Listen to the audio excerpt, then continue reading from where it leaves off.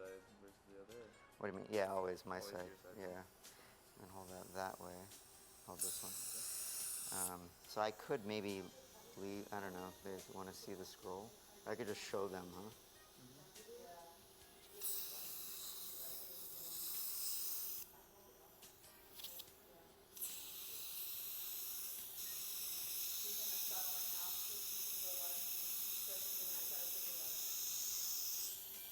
Do you want her to try to put the pieces together, Dr. Or do you guys want to do that? Yeah, you can put it. No problem. You get it working, then Okay. fine by us. And Dr. Can I put this in? Yeah.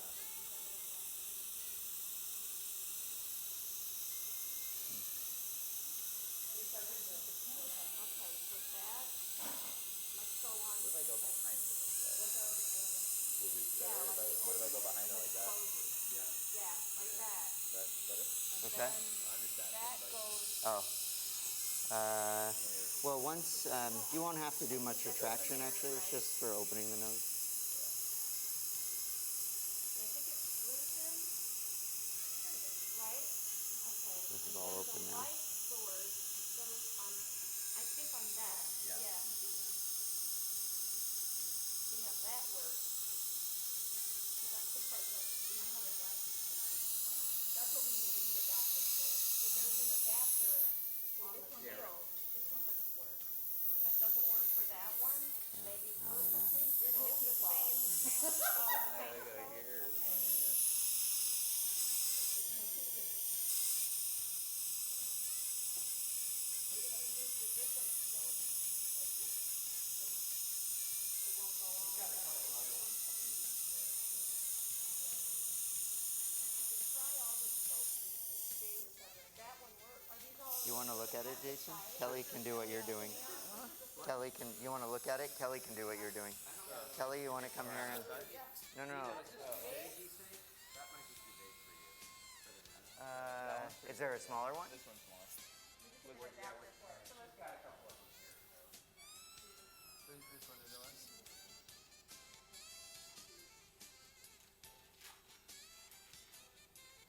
Now we can the light source to the question. Well, yeah, we need an adapter to plug the light source in. So we're trying to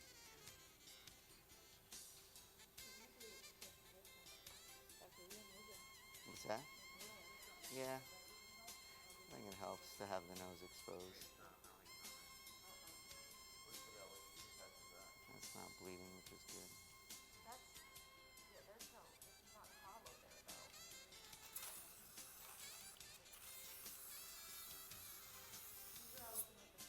Yeah. But what if?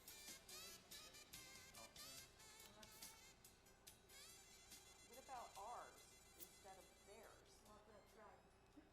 This, take this one off and use one of ours that goes. Yeah. Well, he wants the small one. But if it doesn't, Switch with him? Yeah, it doesn't work. if it doesn't connect, if it doesn't work though, So I can put more. It's like a replacement of Why this. don't you try, Jason? Why don't you hook up and make that bigger? What's that? Just try it. It's okay. You're okay. Just kind of. Yeah, this is gonna be for a second. See if this part works. Yeah, that part connects. This might Okay. have to come off. What part? This thing? Yeah, This thing. maybe. So I tried to remove it. yeah, I don't know. I don't think we've ever done that. I thought we've used it before. But this They have used the endoscope, just not the one we brought. So I thought we were switching Yeah, it to put theirs. the camera on that. Okay. Yeah, because it might not be the best size, but it'll work. Right. We just want something that'll work. Where's this piece? We might be able to fit it in. Take that Just off. take this off. Yeah, snap it Last time off. you didn't have an endoscope, right? No, Yeah, but we need it. It's better. yeah, that goes. I think you can push it in. Like this one? It's landed. First. It's working. Ours is working.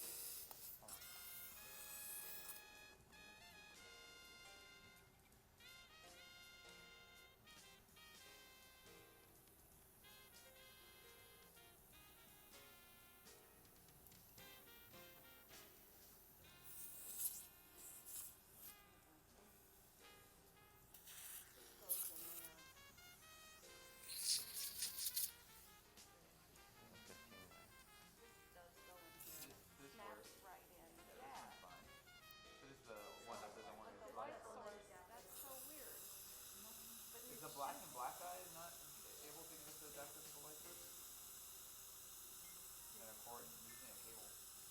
We're This is your only. that light ship has cable? sailed. This is your only light cable, right? But try. You do? Let's try. Yeah, this is it. We can try to take this off too. Yeah. Okay, maybe we switch this with something else. Let's figure out. No, see, we need something that. Oh, this is a clicker, isn't it? Yeah. Well, here we know this one works on this one, right? Yeah, it works on ours. So you might have to use ours. We just can't But cover we the can't camera up. connect the Camera. eyepiece, the The piece, this camera. to the cord, the AV driver cord. I didn't put this off. Let me go see if Rhonda.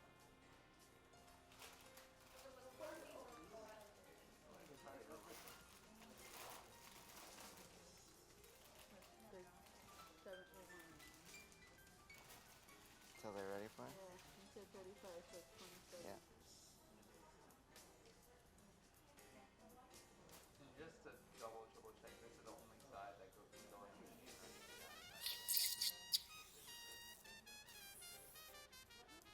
Oh, okay, hold on. This may work. It is rockable. Okay.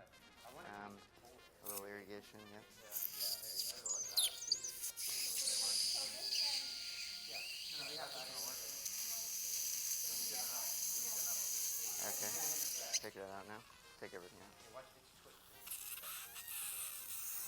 Gonna do one more thing here, and then we're fully open. Yeah. Good enough. What's that? Just gonna accept the work now. Yeah, I'm gonna just expose the other flat. Yeah, good. Okay. That'll work. How would you make it? How you would get out? I'm ready anytime. Okay. Yeah, we're. I'll touch base with you. Howdy about that. You want to try the, Well, we just want to play with it a little, make sure we can get good views. More irrigation? No, let me do this. yes, it's on, it's on. Let's get the other cord out of the way so it's not confusing. Here it's on, white valve, white valve. This is on, this has to go all the way up. That's Get rid of everything that we're not gonna use again. So what did you end up using?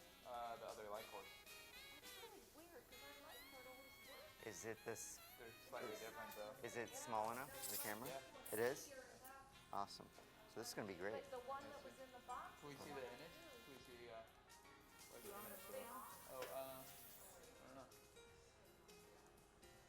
I'm still not fully up and running. Okay. It's okay. At least everything's open now. Would it okay, HDMI one? Let me just look down on the side next time. We had it. Hold on. Put it in. Go slow, because sometimes it Video one. is it a video Yeah, it's video one. Yeah.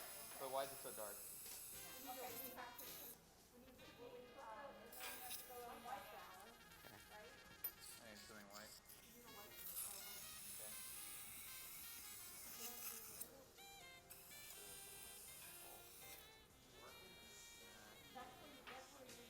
Really dark. Do you want to show? Bruce knows about this thing. I gotta hold it. Okay, let me have a section. Connected real well. It's not connected really well. That's part of it. Yeah, Bruce knows about this too, by the way. Let's get Bruce here.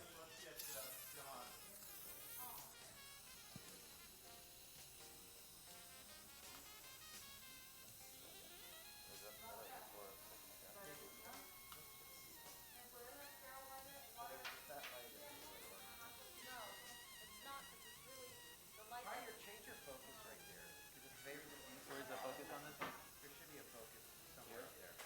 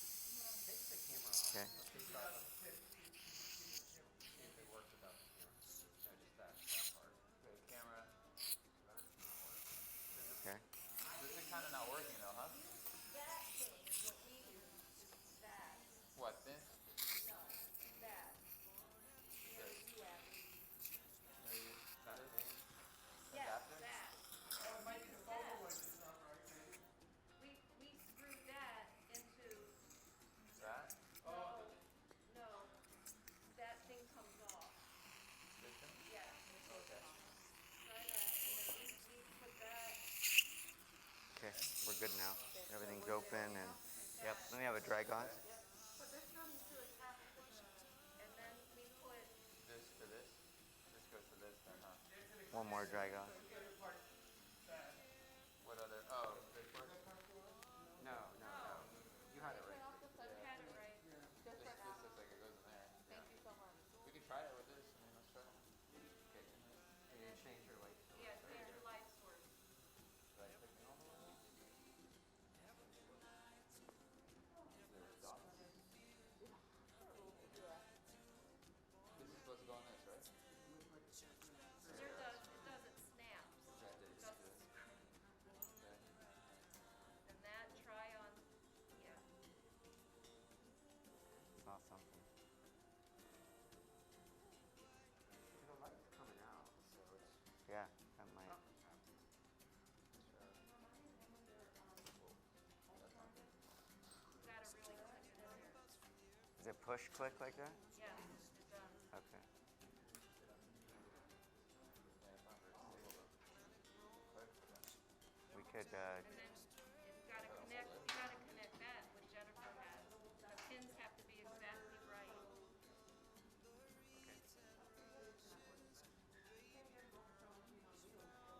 It seems like a low light though too.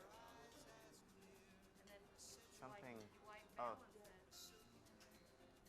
something was So it's showing. manual. Auto. Screw here.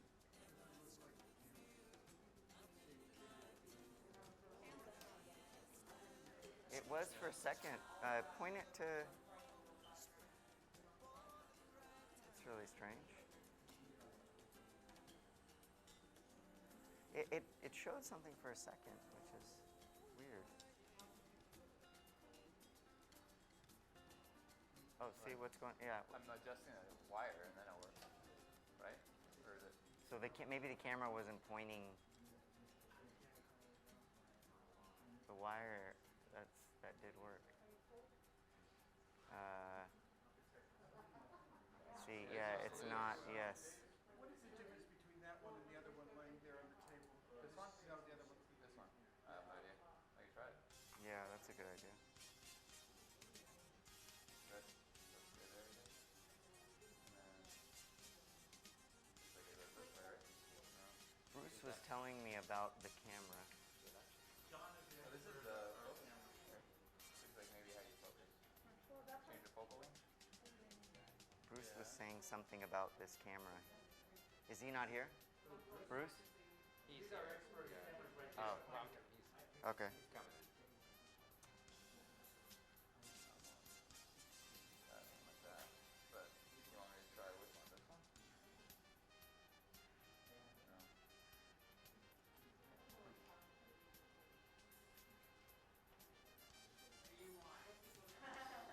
Bruce, we're having a lot of trouble with this camera. Yeah. It doesn't, we can't get an image. No. Now slide the ring down and turn it. Slide the which ring down? No, it's, yeah, okay, is this working now? Yeah, I see it's like the wire. Everything is yours. No, everything is yours. The other one didn't fit. We did get a different endoscope, but it's not a. So maybe we need a new one of these. No, it didn't work. So we're just going back to your guys' system. I think it might be the wire, but the thing is, we tested it and it works fine.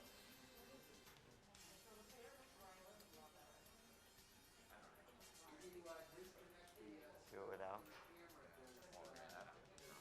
I mean, whenever we have time, I'm good whenever. Yeah, so we can keep messing with this till, because it'll make a big difference if we can. I wish I had. I don't know what else to do. I don't know. We're still. I mean, they say it was working recently. It was, we tested it last week. So is that not an image, or is it Blue, two? that's white. That's an image. I mean, that's reasonable. Okay, let's try that again, I guess. And now, not focus on. This one goes in here, I think. Yeah. Does it? See? Well. Maybe try There you to- go. Is that clear? Yeah, it's all. Oh. There's got to. I could try to hold it, but it's probably not right. Uh, That can't be that Can't way. be right. Yeah. oh, some lenses came off too. Oh, Yeah. Ray. Huh? What? Yeah. That camera, that's not even working. It's not working. Really? It really isn't.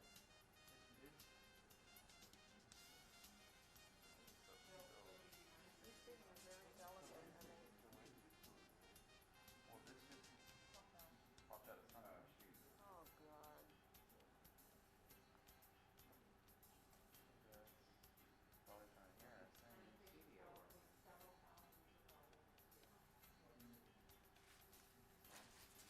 Probably from there. Yeah. This is, see, yeah, it's gotta been from here. What about this one? Did you try that one already?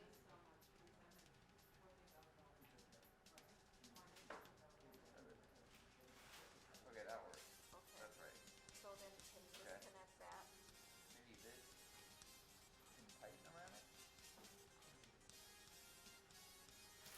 Well, you have to open the clips to get it in, like that. Yeah.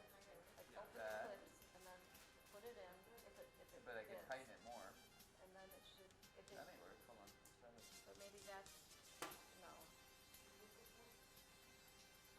I Um, don't think we used that. We don't use this Tested one. it. I don't think we used that when we tested it. I think Okay, we let me just try used it. this. Try This has to be, somehow connect to this. yeah, So, no. I mean, this is Dr. Susan's setup, right? yes. Do you want to give him a The only call? thing- FaceTime him and see if I he. don't think he knows how to use it. Really? Okay, let me see if I can make this work though. Hold on. 'Cause it's close. So I need This is the, see, this doesn't adapt with this. no. Maybe this. No. No, I'm pretty sure it's gotta go in that receiver, the one. This one? Yeah. Yeah. That makes Yeah, more I think sense. so. Okay. I think it's gotta Then go. you've gotta clamp, You gotta clip it clip pretty it hard. in. Yeah. Like open the, close the clips and then open them, like it goes Yeah, like that. fully. Yeah, it just. Okay, It's just better. loose. But then I could try to tighten it with this. Let me see if Okay. that works.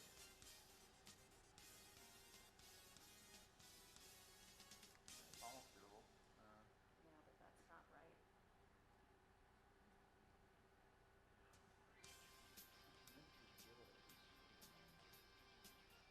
Which one is the one again though? This one? This one. This one, okay. I put this on here. Yeah. See, this goes into that thing. Yeah, this connects to this piece. This This, does, yeah. yes, this goes in there. So, Try that, Jen. you know, we had that attached. You It did still already? Working. It Yeah. wasn't? Cause Let's this try that goes again, 'cause- in here. Yeah, you're saying the camera will fit onto the. Yeah. Snap the This camera goes- into. Oh.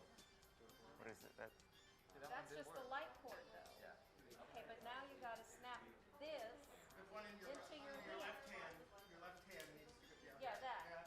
Has to go attached to this somehow. We'll see if it'll attach to the end of that. This No, will. this goes That will? here. Yeah, for Yeah. sure. I already know that. Okay, So if you can get those two, then it'll work. yeah, This is okay. attached. I need something attached to the camera now. It pulls. Oh yeah, that's It right. doesn't, That yeah, or- it doesn't okay. screw. So then, So then, the, this goes in here. Yes, yeah, that for sure, we know that, but I gotta figure out how to get to there. and then this. Turn that one, Squeeze turn those the silver one feet. around now. Yeah. Flip it the other way. Uh, You have to Or do you squeeze want them to open? have Yeah, it at a you have to detour? You squeeze maybe them play open. around here a little bit more? Or? Okay. Like those two little clamp things. you know what? What we could do Yeah, I got that is part. Okay. I could do the tip actually. Okay. Um, Why don't do it the way you want? Don't- well, the dorsum would be really nice to see, but I guess I could show it at the end. So we could just we probably shouldn't delay too much of them seeing what we're doing. I don't want the epi to wear off. Yeah, right. Hey, Rod. We're thinking we should come in. Yeah, that, this all could come apart. So you're gonna do Yeah, chicken put breast? that on now. No, I think Just go right I'll in start the bridge. this thing, and then this thing attaches. This somehow needs to attach to the camera Yeah, system. but there's I gotta look figure out. at the end. Can I see the end? Screw. This goes here, and then This needs to attach to the camera system one way or another. So this without, No, no, don't take that. I want the video, Bruce.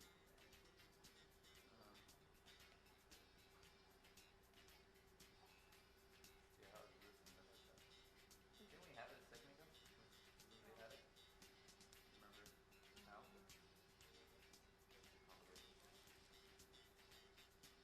Here, it's not connected before. I think we should just. Yeah, I don't. It doesn't look like anybody knows how to put it together. That's a bummer.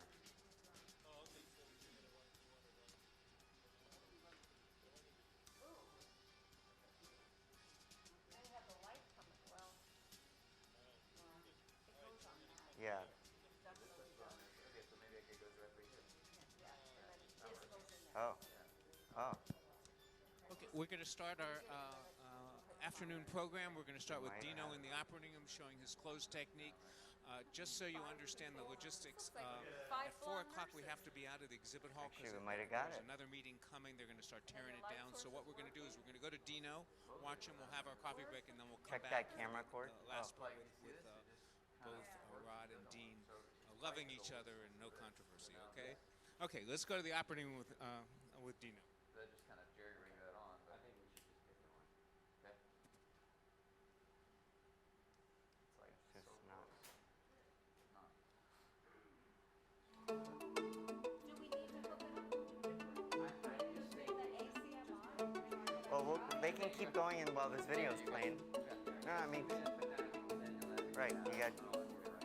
But you can't get an image.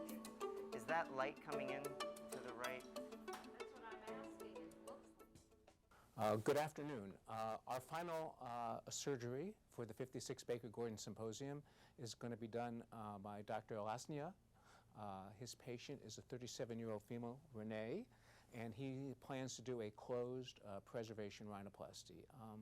Renee, would you tell our audience what bothers you and what you hope to achieve with the surgery? I'm bothered by the dorsal on the side of my nose, the bump, and the downward tip. And I'm hoping to achieve just a more natural, softer appearance.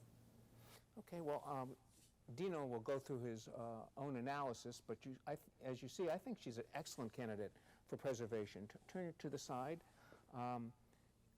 Her dorsal hump is both bony and cartilaginous, but if you look at the quality of your skin, it's quite thin, so you could see that preservation will give him, I think, a much better chance at preventing irregularities and keeping the keystone area intact.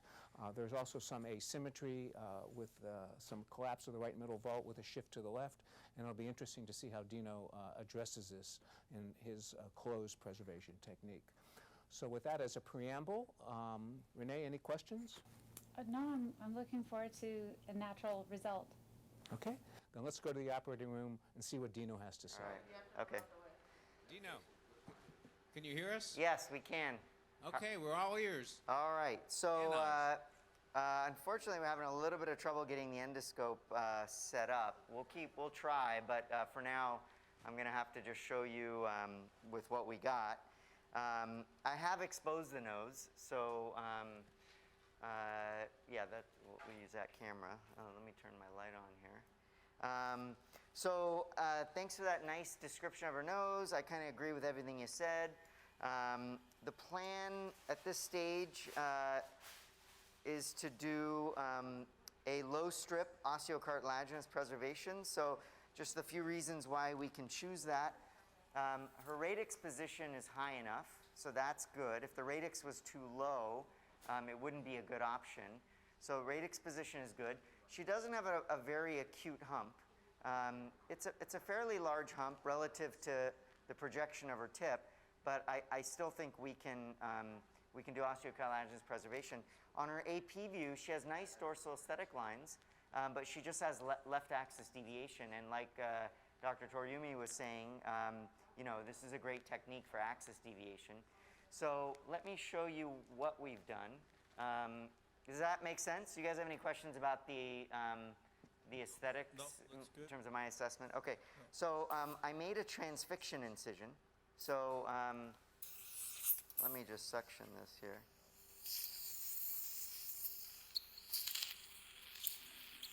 So I made a transfixion incision. I'm just going to make a couple notes about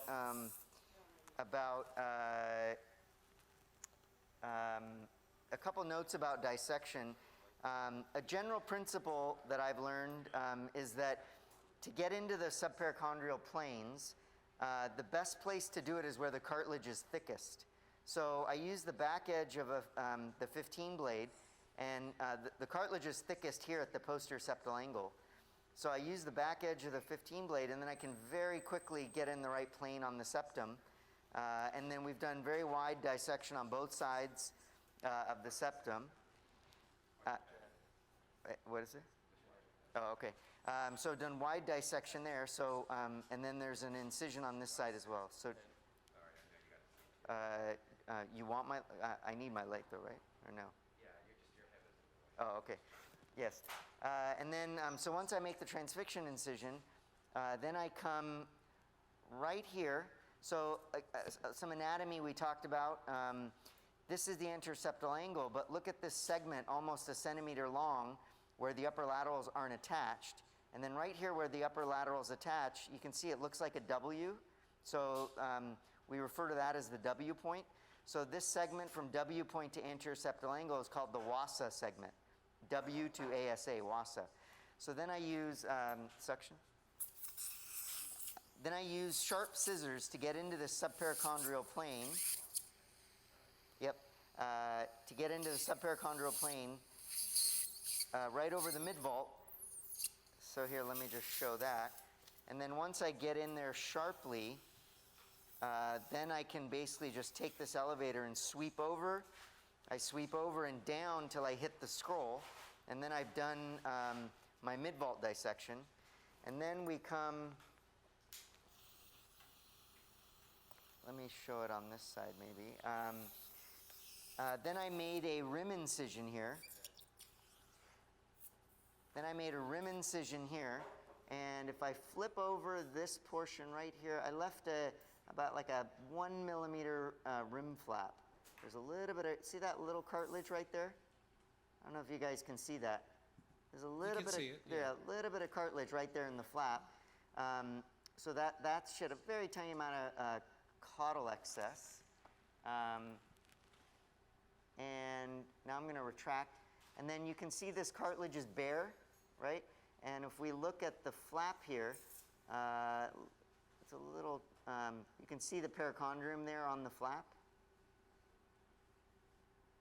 So we're in a subperichondrial plane. She's thin-skinned, so we wanted to stay in the subperichondrial plane. She's got strong alar cartilages, so taking the perichondrium off will help us shape those cartilage. And then right here you can see the scroll. We divide the scroll, and then there's the exposed midvault. Can you guys see this? We do. We seem great to you. Right, so there's the midvault. Now I've left the perichondrium in at the keystone, but then I incise it, section. I incise it, the periosteum here laterally, and we create this lateral dissection, but the periosteum is still intact over the dorsum. So let me have the elevator, Daniel. So if we look on the surface here, you can see the extent of my, is that the image that they're seeing? Yeah. It's so dark, huh? Yep. Yeah. So let me just turn this off then for a minute. We can use overhead. So if you look here, here's the extent of my subperiosteal dissection. Can you guys see that? It's pretty Yeah, we can see it nicely. pretty far lateral, but it doesn't cross the midline. So I'm just going to work laterally here because we're going to preserve the dorsal bone. I don't think I'm going to need to reduce that. So that's basically my exposure. The next step here will be to reduce the dorsum. So I'm going to pick up with that. Any questions about that? No, I think it's very clear. Okay. And we're seeing pretty good without the endoscope. You think you'll be able to get that in? Or We'll try again, and hopefully I can show you an image because it would be really nice. But we'll just push along here. perfect. So the next thing I'm going to do. So the first thing I'm going to do here is take out a low strip. Oh, why don't you explain what a low strip Yes. So you saw, if you remember 2 years ago, we took out, I released the septum from the dorsum, and we took out a strip right beneath the dorsum, right? That was a high strip. This is sort of a version of the Cottle procedure where we're going to remove the base of the septum, basically. So we're going to remove a strip of cartilage where the septum meets the floor of the nose. And that's going to provide, and we're going to rotate the entire septal flap. It'll be a swinging door septoplasty, and then we'll be able to move that whole septum where we want it to be. So if Bruce shows the image that if he pulls up the diagram, you'll see it really well. It'll be So Dino, I understand why you want to disarticulate the Right. septum from the vomer and the nasal floor. Yes. Does that allow you to swing it? yes. Why not use a low strip on everybody? It would seem to be safer in a sense, preventing saddle and such. I do. Why a high strip? I don't use a high strip anymore. The majority of cases, this is what I do. Dean? I use, 15 well, way. this is basically a Cottle SPQR. So I use mostly intermediate strip. The reason why I use intermediate strip is because I have full control over the hump movement, but I can harvest a nice piece of cartilage below. And, you know, Dino's not using much cartilage in his operation, so the other thing is, Dino had mentioned this earlier, that the difference between what he's doing and what I'm doing is just maybe a centimeter of cartilage height. So what I'm doing is a smaller macro version of what he's doing. So instead of taking the entire septum and rotating it caudally and posteriorly, I'm taking a small triangle that's attached to the mid-vault and then pulling it caudally and posteriorly. So in essence, the action of movement is the same, it's just a different geometry. Okay, Dino, but you're on. We're going to watch your maneuver. Okay, so did you guys see that diagram that was up? Yes, we saw it great, and we Okay. can see what you're doing very well. Okay, so I'm gonna, so I'm right at the caudal septum. I'm gonna come up 2-3 millimeters here, and I'm just gonna use the 15 blade to incise that. And then the next thing I'm gonna do, 3 millimeter. And then I'm gonna run this 3 millimeter along the floor of the nose. Now this is guiding the size of my strip excision. So I'm a little more conservative anteriorly, and then as I get further back, I'm gonna curve upwards a little bit. And I go until I hit the vomer. Right, so right there I just hit vomer. Now they might need a little more light to see, Kelly, Cottle. Suction. So the next thing I'm going to do here, and this is where you'll see the piece that I take out, but now I'm releasing the septum up the vomer slightly, just so that I can get better access to that strip, and now I'm going to deliver that strip out from the vomerine groove.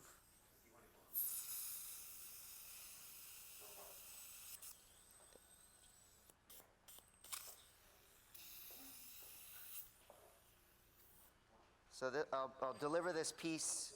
I'll just take a second here.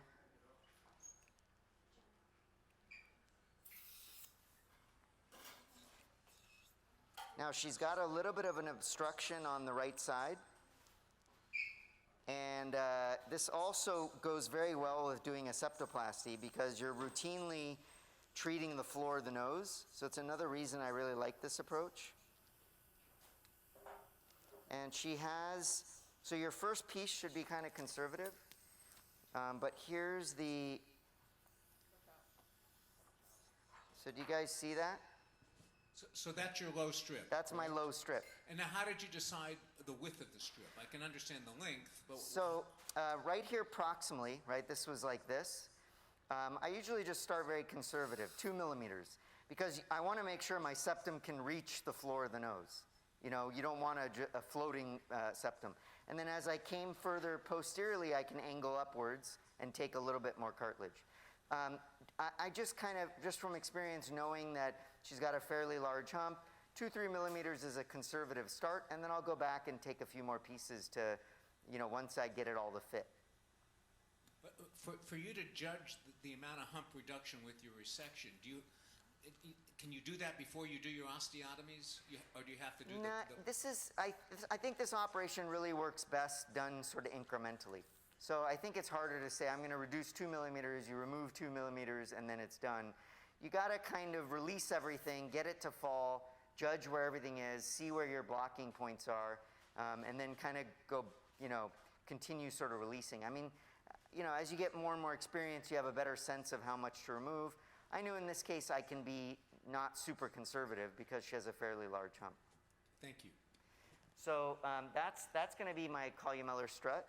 And so now what I'm going to do, suction, is I'm going to go, now I'm going to release the septum from the perpendicular plate. So suction one more time.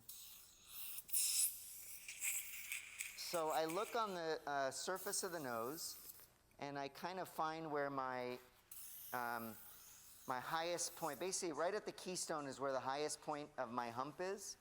So I'm going to cut the septum right there. I perforated it, and now I'm going to go straight down from where I perforated it towards the PPE.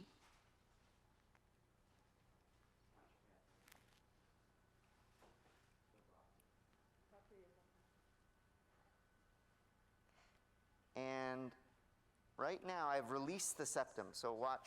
Now we can go to the lateral. So you're all the way up. Yep, so watch. We've created a saddle.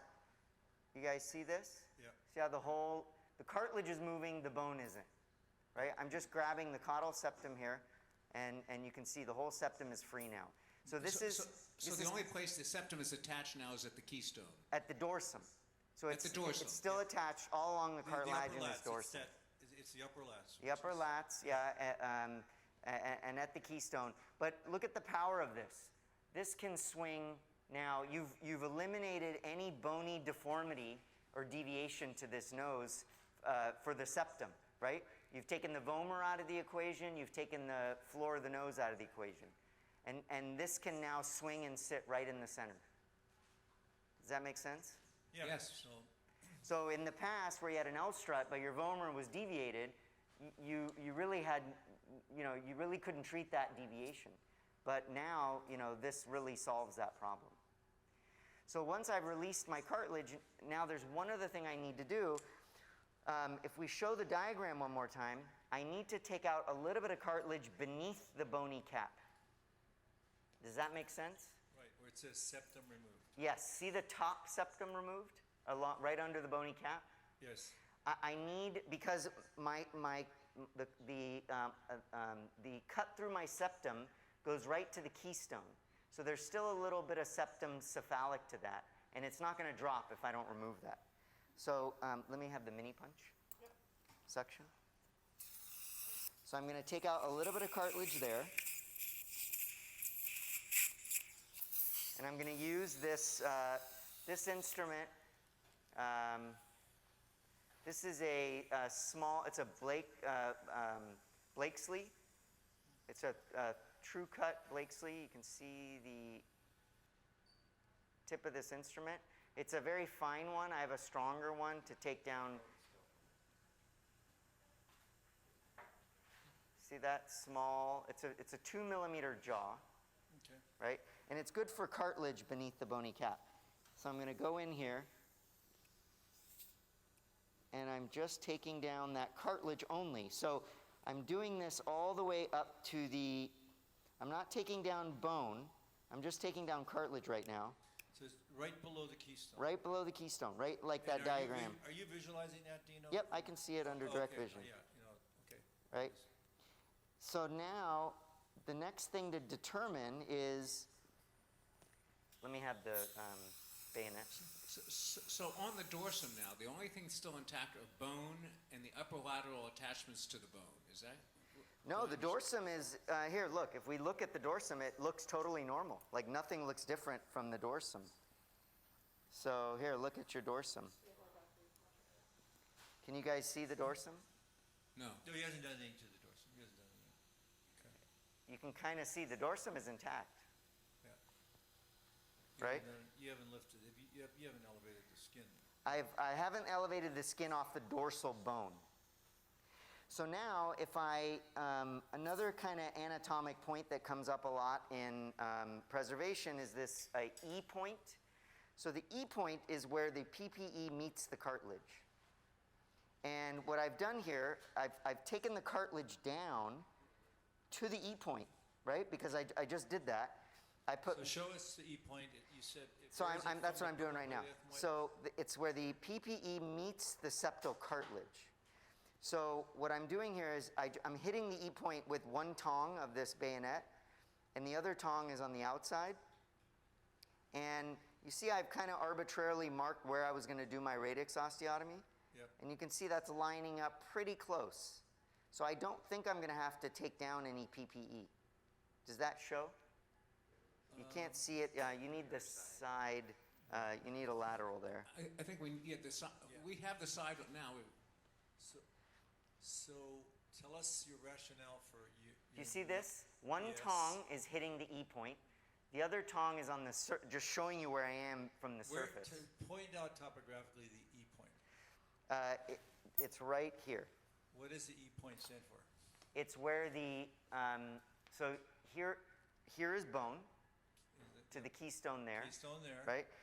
Internally, the E point, which is right there, is where the cartilage meets the PPE, where the septal cartilage meets the PPE beneath the bony cap.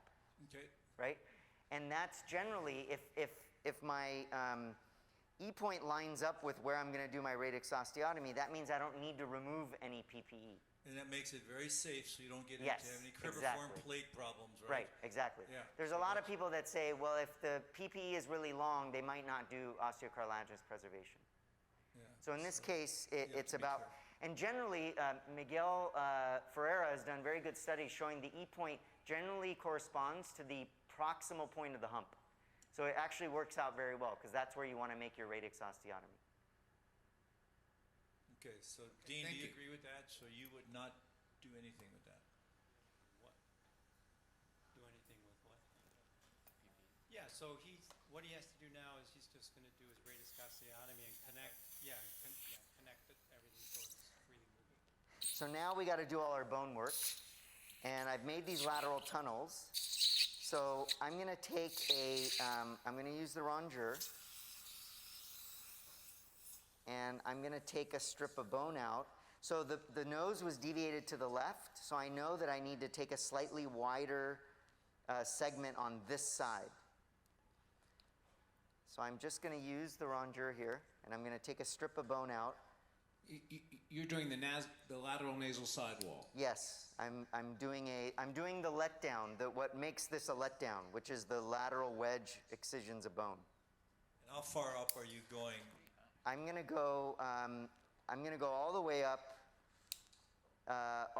to my transverse osteotomy line. Are you using this rongeur in the place of that little circular saw you used last time? No, that was that circular saw was for the transverse osteotomy. I see. So this is in place of a lateral osteotomy. Well, no, it's in place. I mean, you need to remove bone. It's not just an osteotomy, right? We're actually removing. You're not preserving bone here. You're removing bone. I'm removing a strip of bone. Okay, just. Down where the tissue is thick and it's not so visible. And do you find it helpful to mark this on the outside, or you can just tell on the inside? Yeah, I can tell on the inside, but actually let me show you. Let me have the marking pen. We'll need the side camera. So just a little bit about how we orient this. So I showed where that radix osteotomy is. I'm going to line it up with my E point, but I've put these two dots. We're going to switch to the lateral here. So I've put these two dots basically where the nasal facial groove is.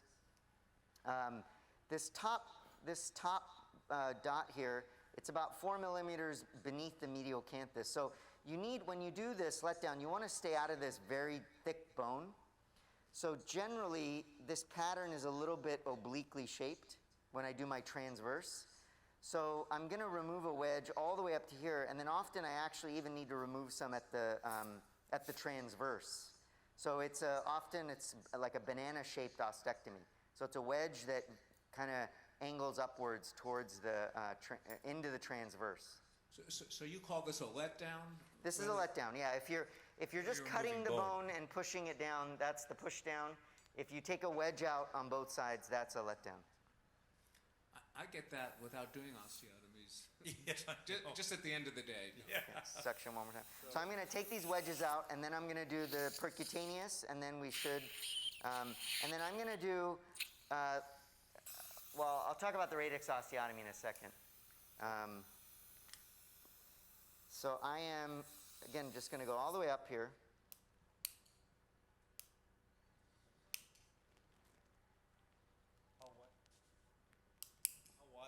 What's the width of it? He said 2-3 millimeters, right? Yeah, 3 millimeters. the jaw of this rongeur is 2 millimeters. So I'm taking a 2 millimeter wide strip first.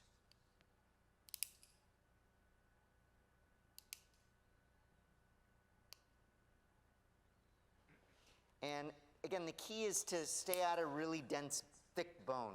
So you got to kind of come up a little higher than you think. So I'm pretty good there to start. Let me do it on the other side.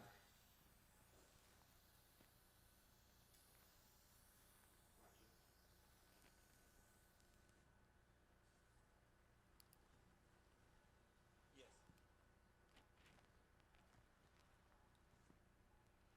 Well, you're taking nasal bone. You're stopping at the nasal process of the frontal bone, right? Yeah, because it's just like, it's just like a regular osteotomy. You don't want to get into the nasal process of the frontal bone. That's when you get rockers. So he's doing really what we do percutaneously, and you used to do it percutaneously too, right? Section. So I'm almost done with these wedges.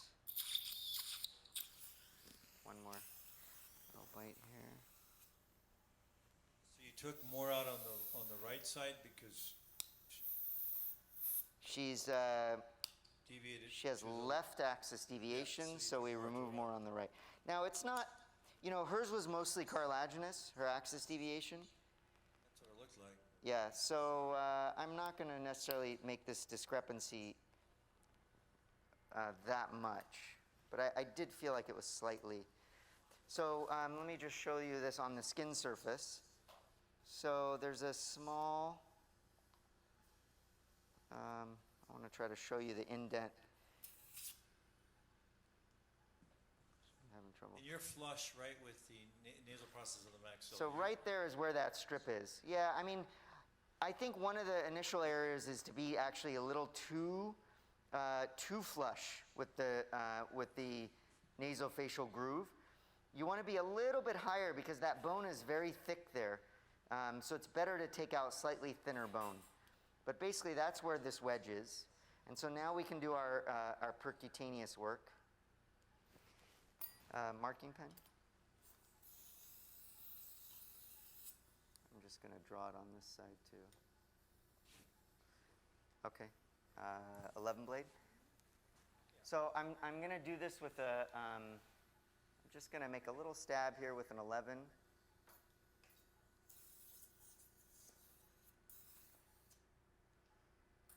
Now this 2 millimeter osteotomy. So whereas the piezo makes a very precise, sharp cut, you actually don't necessarily want that in this operation. Let me have the mallet. So what you're going to see me do, I want a very wide cut here actually. So I'm going to tap, and I do this myself. I'm holding it myself. And I'm going to go through here, but I'm going to go back and forth a little bit. I want a wide cut here. So I'm kind of going caudal, a little caudal, a little cephalic, a little caudal, a little cephalic. I want a wide cut because I want this really to move well. And near the base of the transverse, I want to remove a little bone anyways.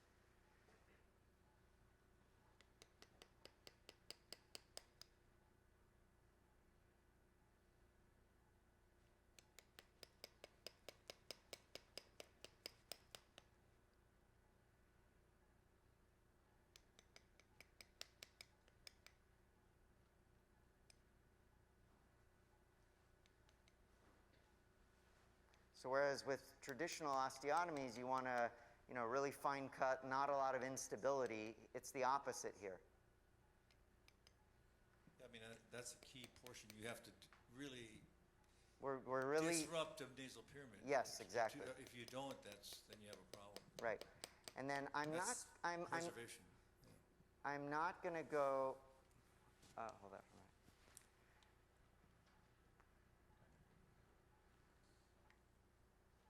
Let me have that back. I'm not going to complete. Don't push too hard, Kelly. I'm not going to complete the radix osteotomy, and I want to talk about that because I want to keep people safe. So you're doing left, I'm right, doing- or you're right, left, and then you do the radix last, right? Is that- Yes. Now, you can do the radix this way, just through this. One of the key points so that you don't lower your radix too much is you want to cut through the radix in an oblique fashion. So the simple way to do that, okay, I think that's good. That'll give us a start. So the simple way to get through the radix would be an osteotomy like this, to go through it obliquely. Do you see how my angle is very shallow? Yeah, we see that. Yeah, but I don't like that percutaneous site there. So I'm going to do it, but this is the way I'd recommend people do it to start. If you cut very perpendicular through the radix, there's more of a chance that your radix can slide downwards. But if your cut is very oblique, then it kind of levers down. Right, less a chance of a step off. Yes, exactly. And you want this bony piece to kind of come down like this. We want it to lever down. We don't want the whole thing just to drop down. Right. Now, I'm going to do that radix osteotomy from the inside, but I don't recommend people do that at first. So my osteotomy is going to be like this, inside out. Okay. All right, so let's go to the other side. 11 blade. And you always do that last after you. I do it last, yeah. Okay. What's better for the camera? Should I do it from this side or that side?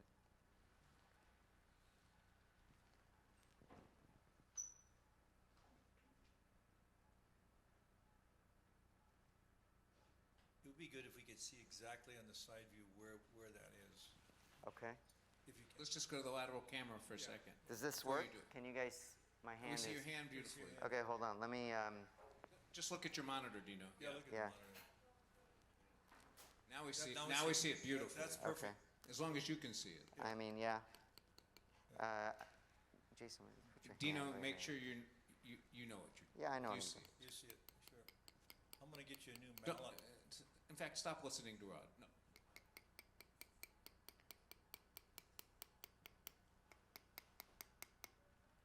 Okay, so what I was saying is that I don't want a narrow cut, so I'm going cephalic, caudal here. I'm trying to make this a wide osteotomy.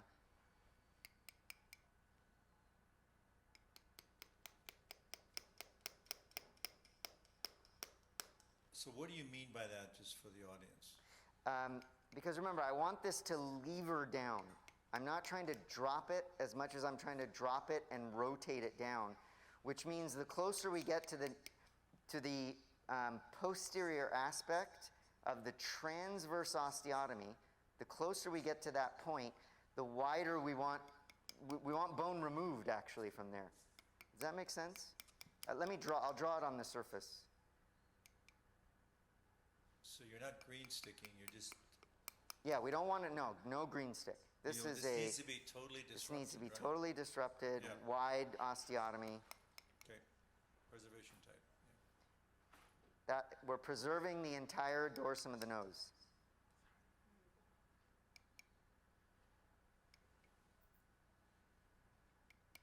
We just want a wider osteotomy line. Okay. Any questions from the audience? Very nice, Dino. Questions from the audience? Let me, I just need to, sorry. I'm gonna have to block your guys' view just for a second. It's okay, It's Dino. fine, go ahead, we've seen. We're understanding it very, very Yeah, clearly. we got Okay. it. Kelly, let me have it.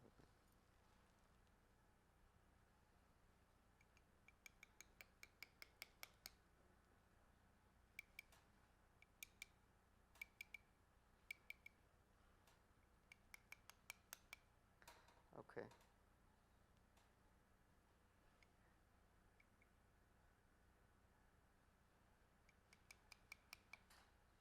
Okay, let's try that.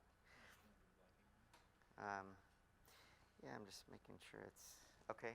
And then I'm gonna do that inside out osteotomy. So Kelly, you're gonna hit this one, or Okay, now tell us exactly what you're doing here, Yeah. because this, I think, is very important. yeah. So again, the simple way, do it from the surface. Yep, I agree. Like, Right. and Dean's gonna show that, right? Oh, he's gonna show it, he's going from below to, okay. But you Okay. showed it when Let me have the no. I need the 2 millimeter. Yeah, The 2 millimeter.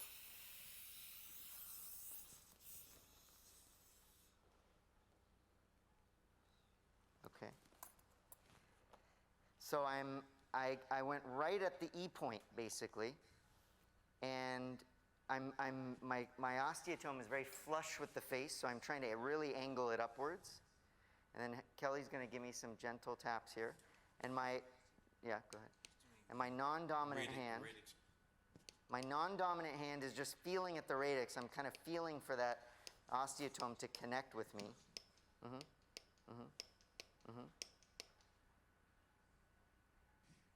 I'm just going to reposition this. You're above the perpendicular to the ethmoid, you're above where you took the septum out, right? Yep. That with the rongeur. Yep. with the- Yep. I'm at the E point, basically. Okay. What does E stand for? Just E? Ethmoidal point. Oh, yeah, that's what I thought, okay.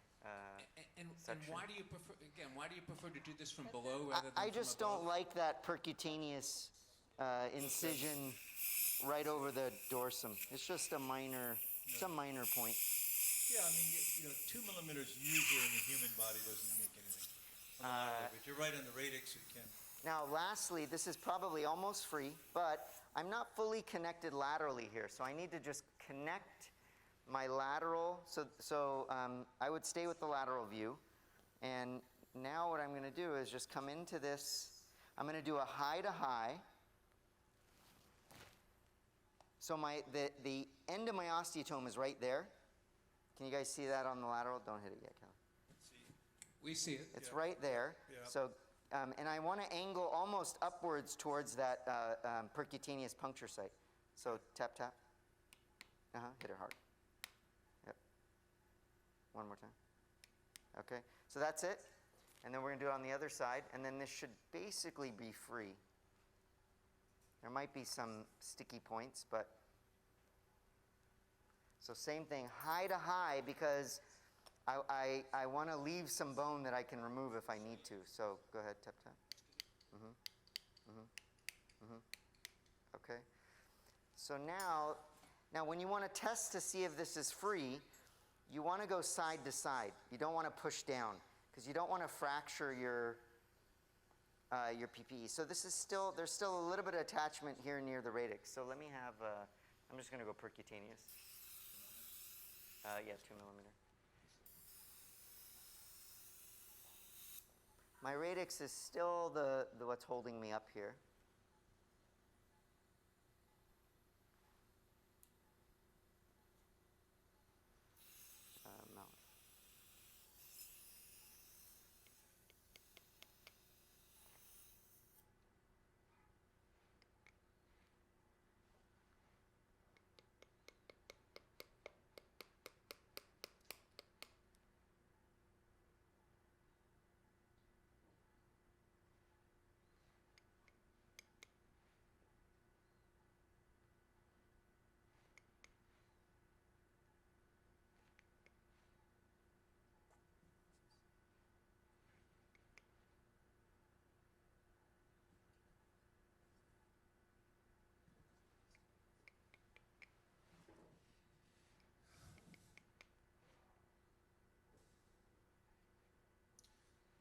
So tell us your process now, because you're going back and forth. Yeah, Why are I'm you not just- happy? I mean, No, it's not released yet. So Okay, there's that's what just I still thought. a little bit of an attachment here. so it's got to be kind of digitally fully mobilized, Yes. like we talked about. So Yeah, here, now okay. you can see there's just one little spot still connected. Yeah. So now if you look, I'm going back and forth, and now you can see the whole dorsum is wobbling left and right. Okay. Now it's still, you want it really free, so I'm going to have to do a little more here, but that's the gist of the osteotomies, Right. and there's still a little bit of connection here, kind of at the keystone, but I'm going to work that out. I think this osteotomy laterally here, I didn't get all the way through. No, But- good. I mean, that's a key aspect of this Yeah. operation, is it? No, of course.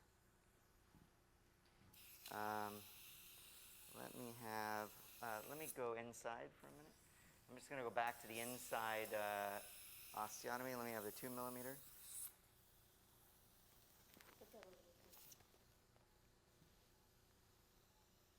I didn't go to this side, I think.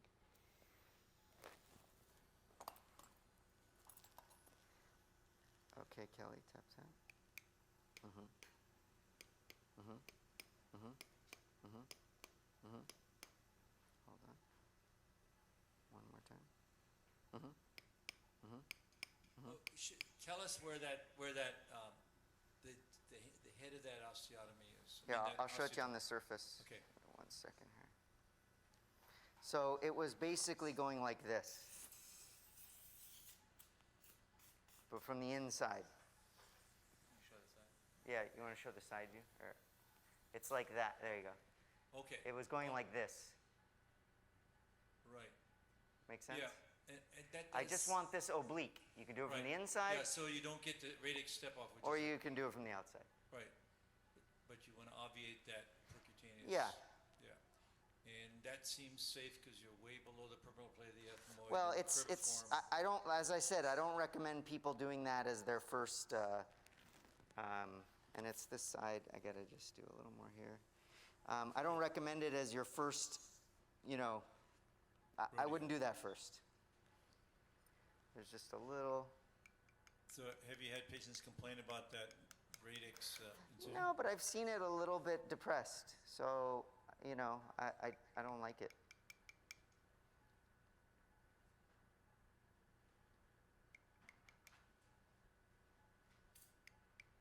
Okay, I think that might do it. Okay, I think this is, yeah, this is really free now. So now it's really moving. And so now if we go from below here, now we need a side view. So you have to see this really move. So you guys have a side view now? Okay.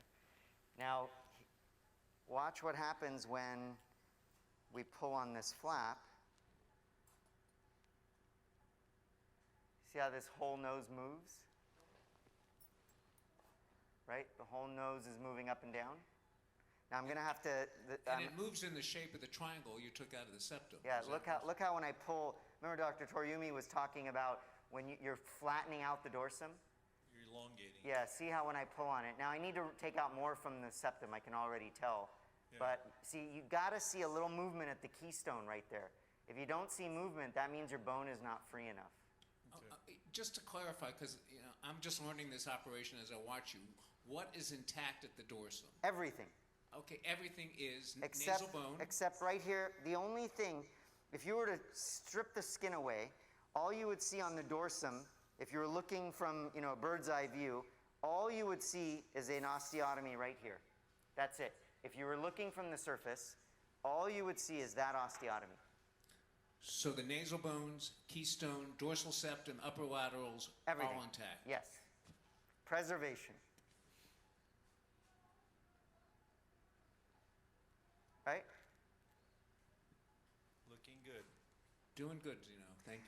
So at this point, I'm going to take out, we're looking a little better, but I'm going to have to go back and just fine tune this. I'm going to take out a little more caudal septum, so might as well do that while you guys are kind of here. And then I'll do the tip. And So then, you take out more caudal septum. yeah, it looks like it needs to come down a little bit. suction. Show us that.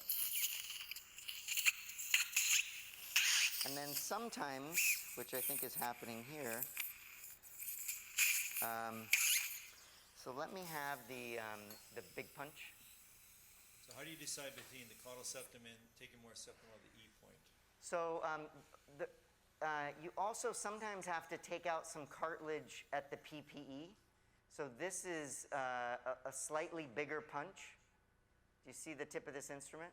Yes. So I'm going to go in and just reduce. So this is a safe instrument to use at the PPE because it doesn't torque it at all.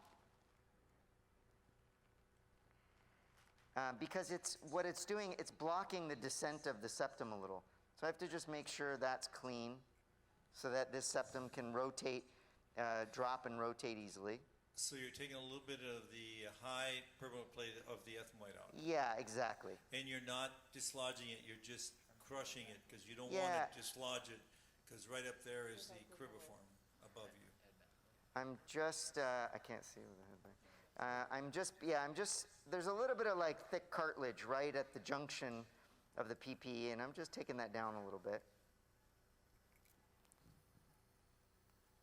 Sorry, I'm just going to peek in here 1 second.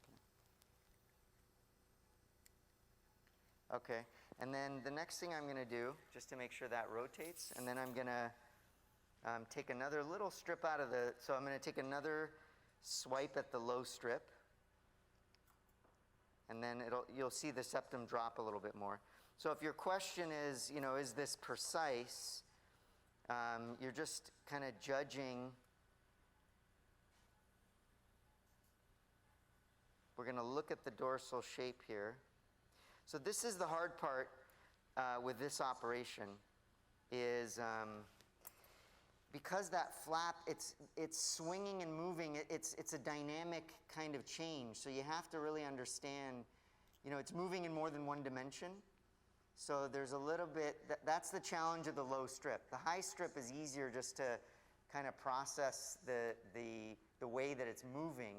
But this is a rotation advancement flap. And it's a little harder to process. Let me have the angled scissors.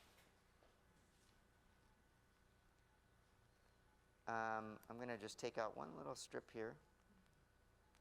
So you see how I'm back? I'm right at the caudal aspect of the septal flap. And I'm just going to trim off another millimeter here. On the lower aspect. Yep, so it's just basically extending up my high strip a little bit.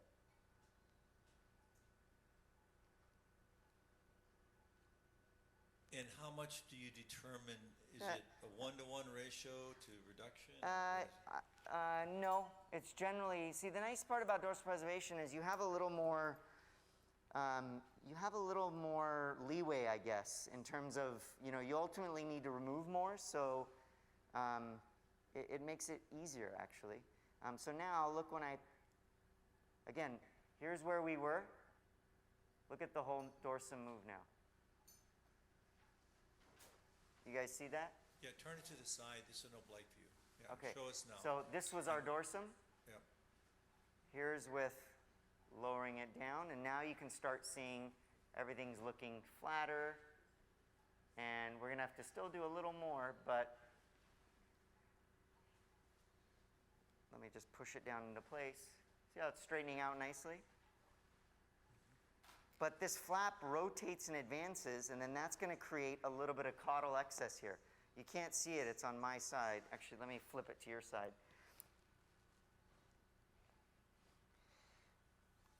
So here's that septal flap that I'm pulling on.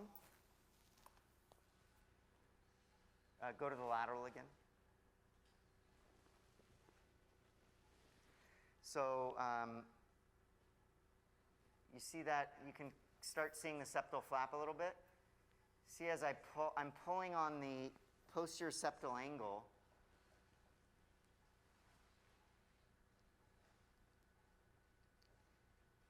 See, I'm pulling on the posterior septal angle, and this flap, see how the keystone is flattening out? And that's going to create a little bit of caudal excess in my septal flap.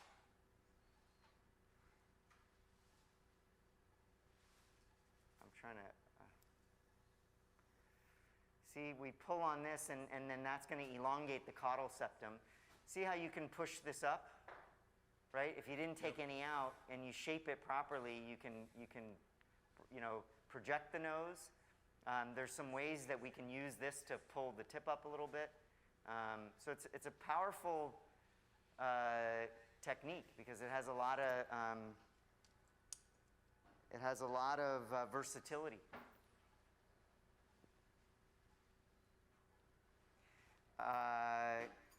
So we're almost there in terms of dorsal reduction, but that's it. The nice part about this procedure is once you get your dorsal height where you want it, you're done. You don't have to deal with any irregularities. You don't have to rasp the dorsum differently on one side versus the other. You're done. Once you get the height right, we do place a suture to secure it at the intranasal spine, but basically this is kind of sitting fairly close to where I'm going to want it. So I mean, obviously, yeah. When do you do that in the sequence? After the tip or before? Yeah, I'm gonna do the tip now, and because what I really want to do is fine tune the super tip break. So I'm gonna do the tip, and then once I get a sense of what that balance looks like in the super tip, then I'm gonna secure my dorsal flap, and then do any sort of kind of last refinements to the tip and nose. But that's basically the dorsum.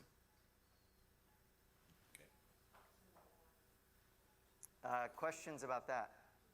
No, very clear. Okay. So now, when you say do the tip, you mean you're going to put a strut in to set your tip projection? Yeah, I'm gonna go through our tip sort of algorithm, which is kind of like I showed today. Trim any that I need to. Treat the cephalic excess, set the proper length with the lateral curl steel. And then bring the domes to the same side and put it all back together with a Collier-Miller strut.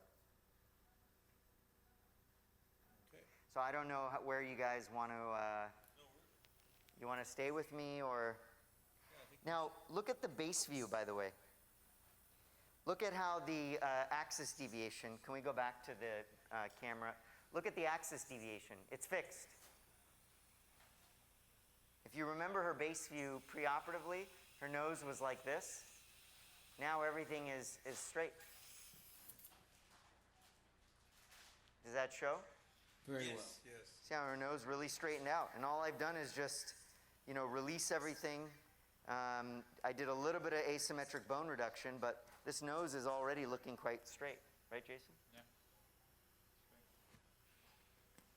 We're going to stay with you and watch you. How long is your tips work? About a half hour? Yeah. Okay, because about 3 we're going to take a quick coffee break and then we'll come back to you again. But let's see you do the tip. Okay. Sure. So,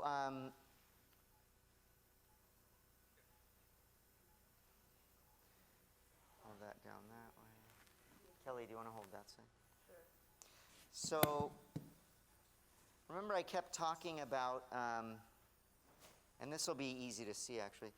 Hold that there. I kept talking about Potengi ligament preservation, but that we divide the, we make a window across the superficial portion. So right now I'm looking at a wall of tissue. It's the combined deep and superficial portion of Potengis. I'm going to make a little window across the superficial portion.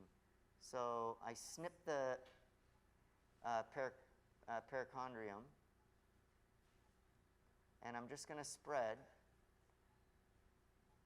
And because she's got thin skin, so one other point to make is, think about how hard a thin-skinned patient is when it comes to removing irregularities. You've just eliminated all that complexity from the operation. Dino, so Yeah. it looks like you've transected this patangula. No, Where is it? No, I haven't. It's here. So Is it above there? there it is, right here. Is it? Okay. So here, let me. So in your hands, it's always in the right position. I think it's a little bit complicated, but I understand what you're. Because it's a tension tip, and you're gonna have to really bring the tip up. Yeah, no, it'll be fine. But there's Potengis. It's intact there. It's very stout. So you're saying, and the advantage of keeping the attachment between the cartilages and the skin is? just to define it for our audience. Why keep that intact? Well, it's an attachment between your tip cartilage and the nasal skin, correct? It's an attachment between the SMAS and the deep portion goes, it's the dorsal SMAS, and then it goes basically to your depressor septi. So it's wrapping around, it's in your membranous septum. It's basically the tissue in the membranous septum. It is holding the skin down at the supratip, but it sort of acts as a rubber band. It's keeping your tip in its sort of intrinsic place. But the advantage of preserving it. The advantage of preserving it is keeping your tip in its intrinsic position, basically. And it keeps that supratip position kind of locked down, and it really gives you good feedback. You're not losing control of your soft tissue envelope. But if you're changing the tip position, which you do in a You picture can like this, dissect. If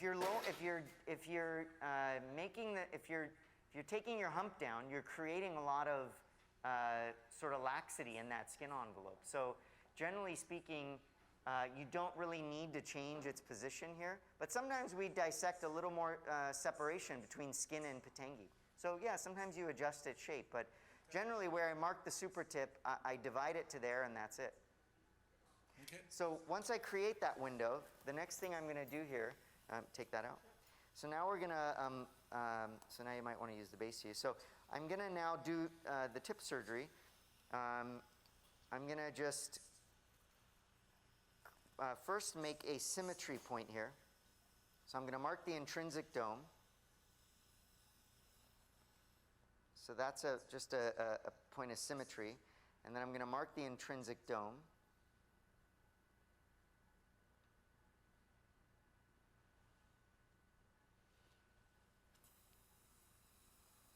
tell us how you're doing that. I'm just looking, the dome is the junction between the middle and lateral crus. Right at that junction is where the dome is. And it's fairly nicely defined on her. And then the next thing we'll do here is I'm going to look at the shape of our lateral crus. So Kelly, do you want to? Yeah. And basically, she doesn't really have any excess here.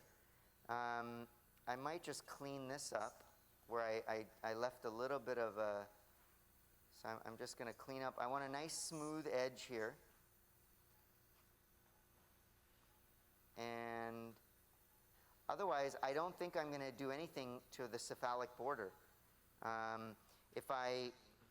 So we're going to measure it for you. 9? So she has a 9 millimeter wide lateral crus. But look, as I said, take that out. As I said today, when I she's got a little bit of alar retraction. And as I rotate this inwards, it rotates in nicely. So I'm not going to remove anything cephalically. We're going to leave these fully intact. You can always adjust it later. Yep. And then I'll check the same thing on this side. Maybe this one's a little wider. Do you want to measure that one? A little more, huh? This side's a little wider. There, 9.5. So, and then this caudal border, I'm just going to smoothen this out. I just want a straight line here. So I'm going to just trim 1 millimeter off this caudal border. So that basically, so we don't need to do any reduction here, just very minor, that caudal border. Now, the next thing I'm going to do here is, I want to determine, she said the two things that bother her most are her hump and her droopy tip. So to treat the droopy tip, we're going to use a lateral curl steel. Where I want the tip to sit, a good sort of general landmark is the caudal border of the tragus. I look at the most projecting point of the cheek here, and I draw a line connecting these two, and that sort of points me to where I want my tip. So I'm going to kind of simulate. What I'm going to do here is I'm going to deliver the tip here. My current dome is there. My current dome sits here. And if I steal laterally, I'm doing many things. I'm increasing my infratip length, so we might have to deal with that. I'm shortening my lateral crus length, and it's also treating this little bit of convexity in the lateral crus. So I'm kind of simulating where I want this tip to sit, and that looks about right to me. So I'm going to mark that.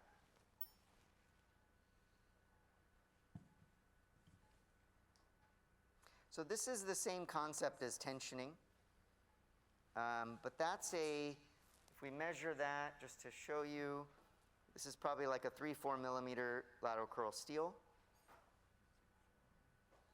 So I mark, there's 3, it's about 3 millimeters, 3.5 maybe, something like that.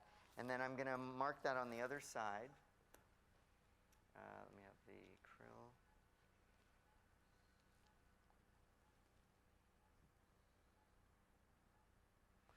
Now I'm going to check this. I'll show you how I kind of judge the symmetry of it.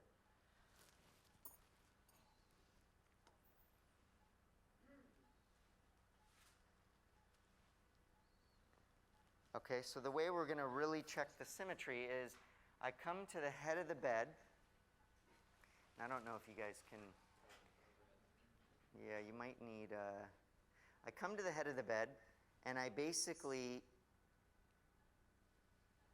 pull this lateral cruce on tension, and this is sort of the best angle to measure if they're a symmetric length.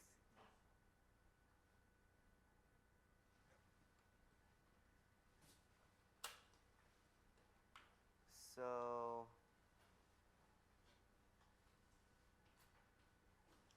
I'm going to just adjust this mark a hair.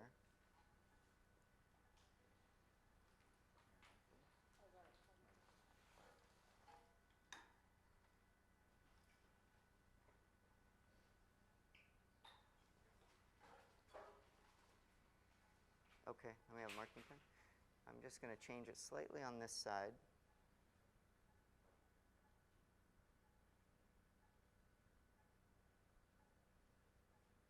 So with that maneuver from the head of the bed, I can really put the lateral cruce on tension, basically. So now, let me have a,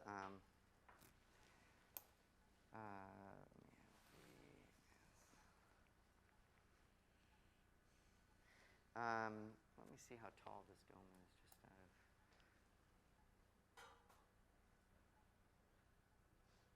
it's like 5-6 millimeters. Yeah, okay, we'll leave it. Let me have a 15 blade. Just going to cut that caudal border.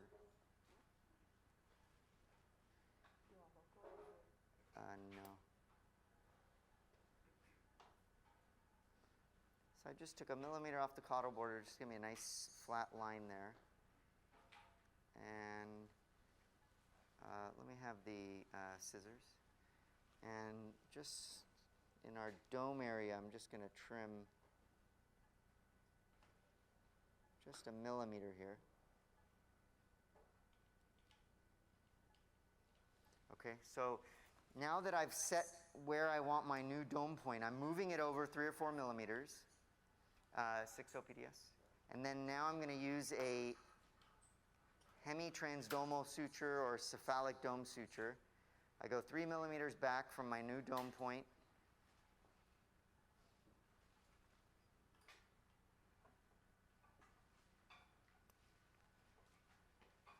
Now the effect of this suture, again, we're moving our dome, but by placing it in this sort of cephalic position, it's improving our resting angle, right? It's everting the lateral cruce.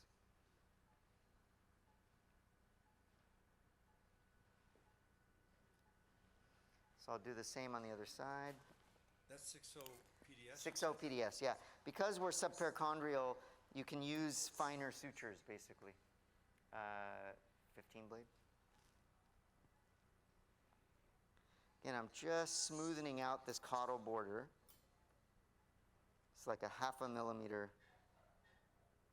So why do you do that? I want a nice straight line from, you know, that caudal border of the lateral cruce. What was that? Yeah, I wanted that nice, nice straight highlight there. Let me see how, I just want to make sure my dome heights are basically the same. This is going to be, I'm going to take out just a hair there. I'm just taking out a little bit of cartilage near the dome.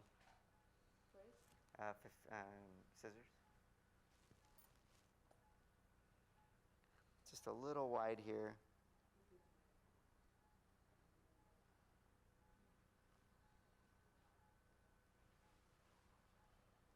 Kelly, would you hold that back? No, hold that back.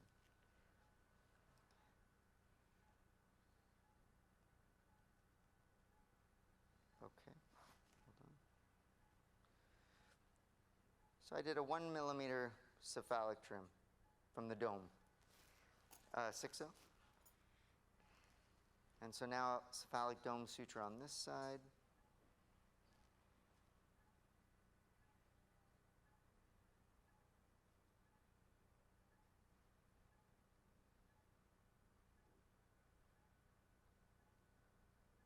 Looks.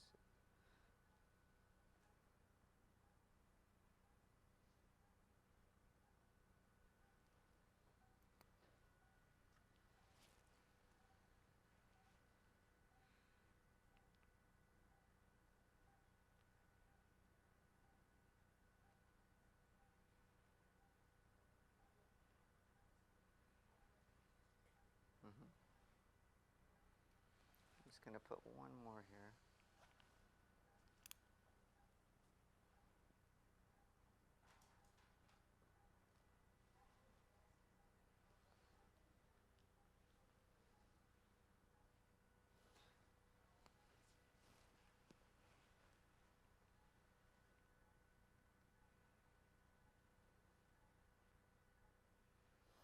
Okay, so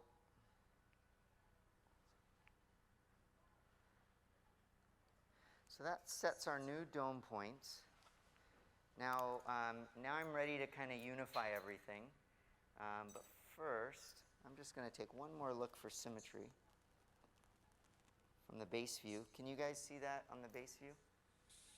You see, I want these links to be equal because I moved the domes, right? Yep. So those look pretty equal now, I'd say.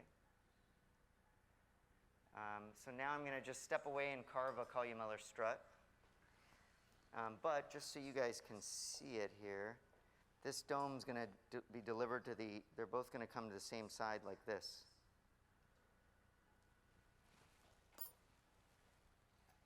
Uh, 15 blade.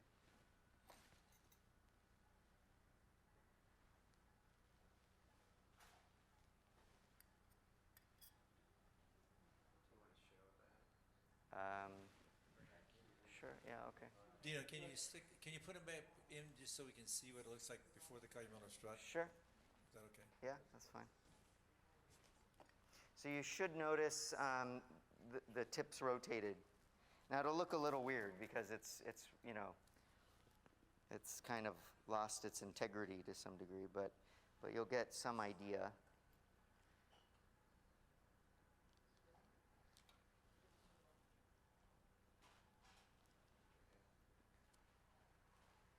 So you should, from a lateral, you should start to see some rotation. Try to show them the lateral.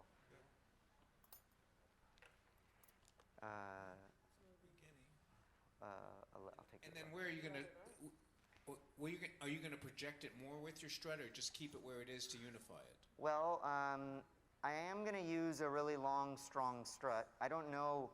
I don't know if I can get additional projection with a strut. But if I wanted more projection, I would put in a little cap graft. But you're gonna, before you do any of that, aren't you gonna fix your dorsum? Well, I'll see. I mean, I'm going to first just do my basic tip surgery, which is, you know, put in my Collier-Miller strut, bring it all together, and then take a look. At that point, I might think that I'm going to need a little more tip projection. We'll see. And then to do that, you would then use a cap graft, Yeah. which is your second graft. Yes.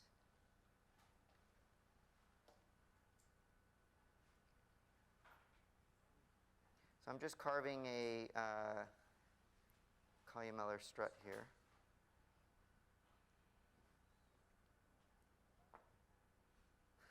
I like using the most caudal aspect of the septum. That cartilage is really strong.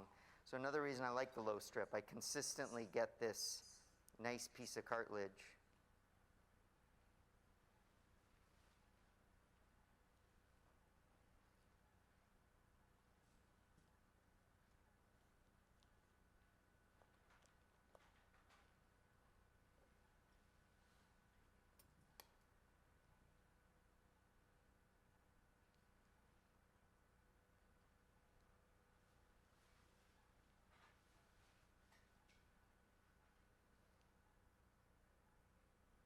You have the marking pen.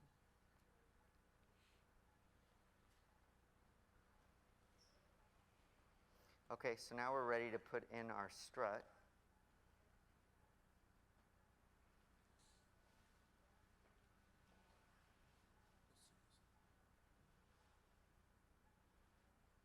A little narrower.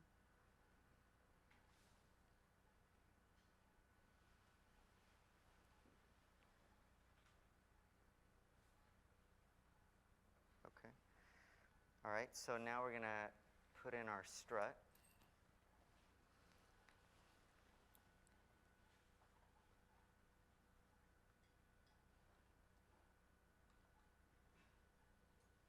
So again, deliver both domes to the same side. Kelly is now going to hold that over. So you're using the, I think you should, yeah, that's a good view. And I'm going to create a little pocket for this columella strut.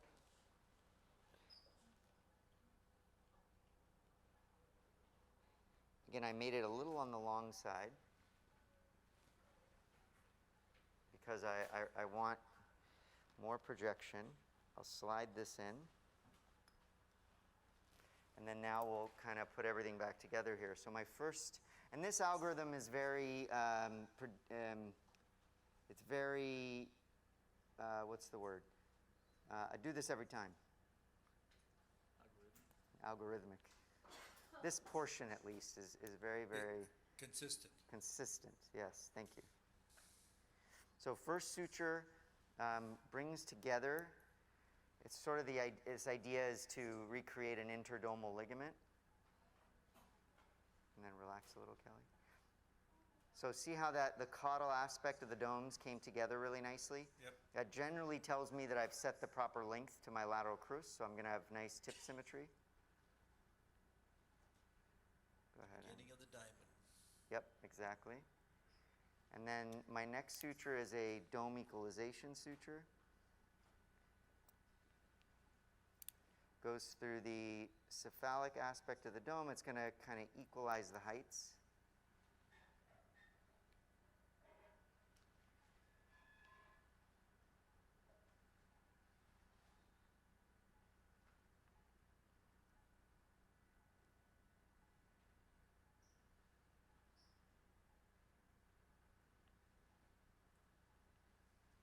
Okay, and then now we're going to start integrating that columellar strut. So I'm going to, again, see how notice all these sutures are cephalically placed, right? I don't want to close this, right? I don't want to bring these caudal aspects of the domes together. That really is going to ruin my tip.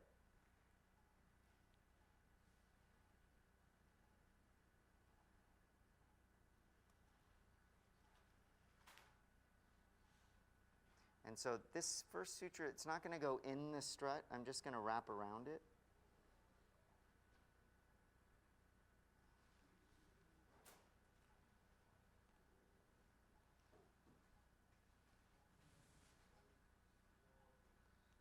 So it pulls the strut up into that space, again, which helps widen that interdomal triangle.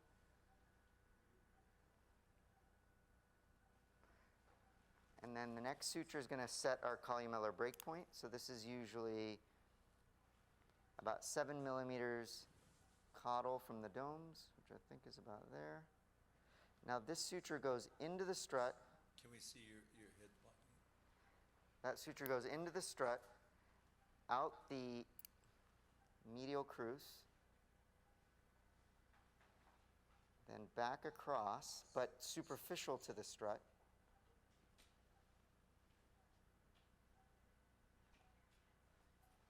to the other side.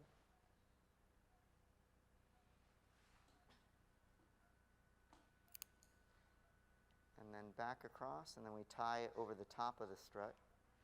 And the effect that has is it's going to slightly pull in the medial cruce, and that's sort of setting that Columella breakpoint.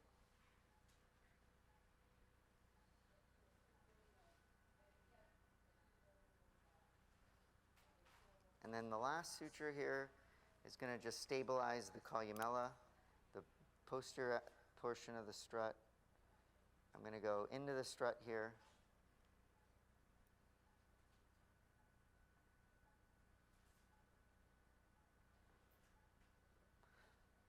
And then this one's going to pass through the strut twice.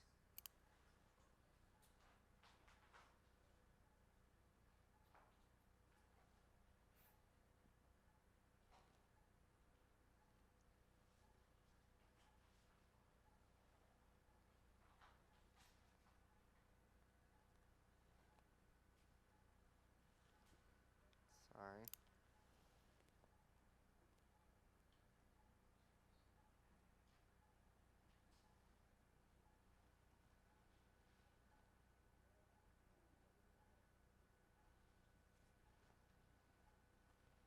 Keep coming through the mucosa here.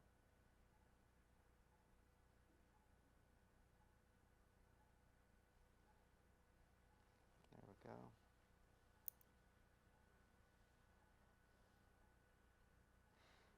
And then that's going to be kind of our first pass for the tip.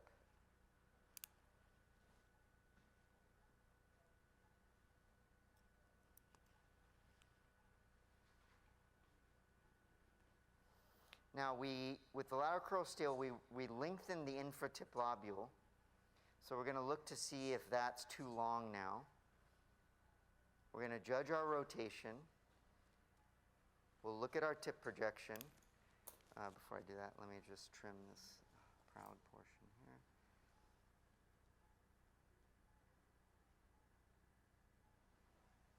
I'm not going to trim it flush yet.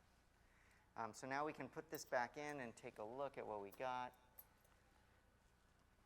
So remember I was saying this kind of dual visualization, right? So you can see your nice diamond, do all those things, but now we have some soft tissue envelope that's holding us in place here. So I got to make sure this tip is sitting in the right compartment there. Looks pretty symmetric from the base view. I want to make sure that soft tissue is sitting between. And then now we'll take a look and check our rotation.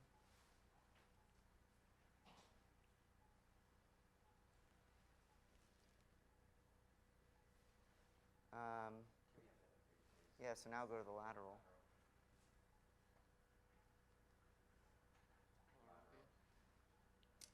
Could we see the lateral, do you know? We're working on it. Thank you.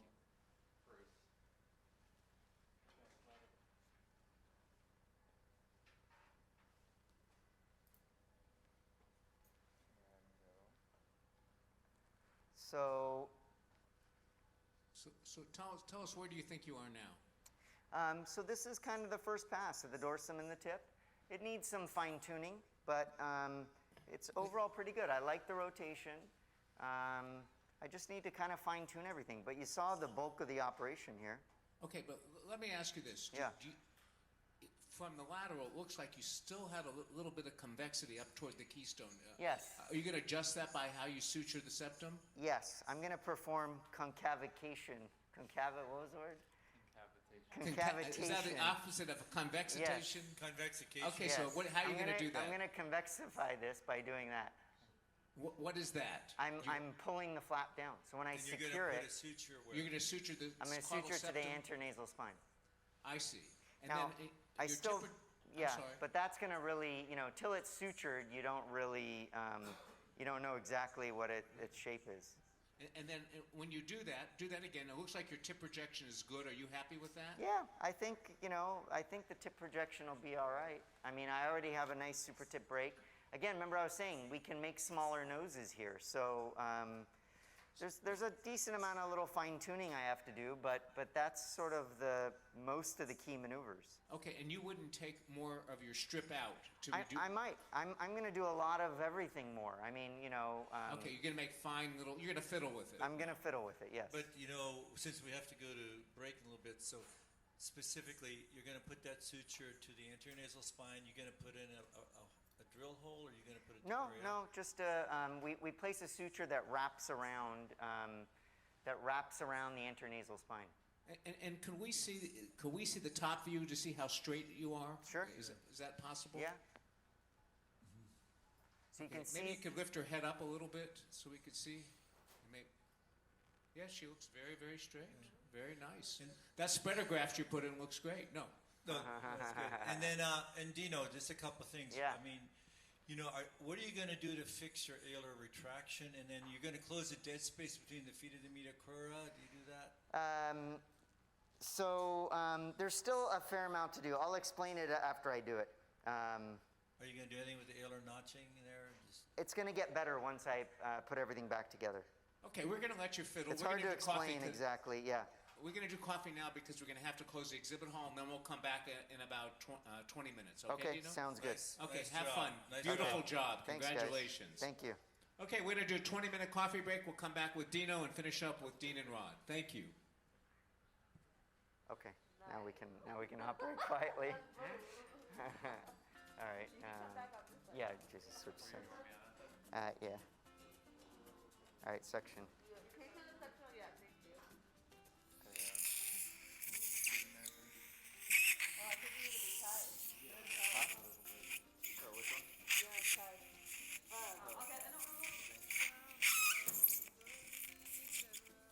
Okay, let me have the punch. Yeah. Yeah, I just wanted to show them the basics so that I can concentrate. Yeah. What are you doing now? It's still blocking me a little. You think is it PPE that's blocking? Mm-hmm. Up high or? Mm-hmm. Down? Let me have the mini punch. Yeah, can you just say, yeah.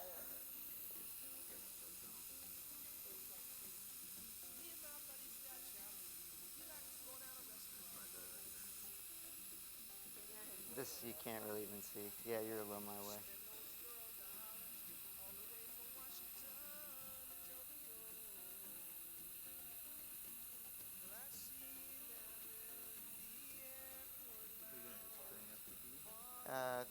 There's a little bit of cartilage at the PPE. And I gotta make sure I take care of her airway, which I haven't done yet. Okay, suction.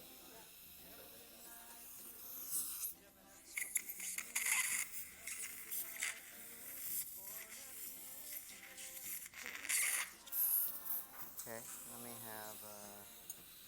see if, sometimes the PPE kind of blocks it, so I just want to make sure it's not blocking the rotation of this flap, which it isn't now.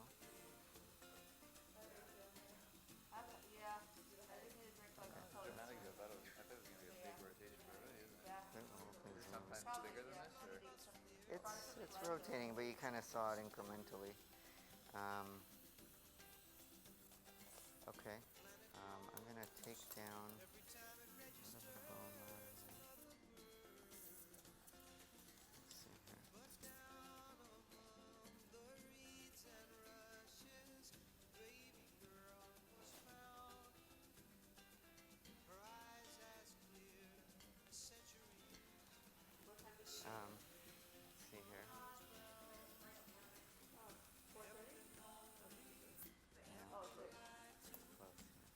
Suction.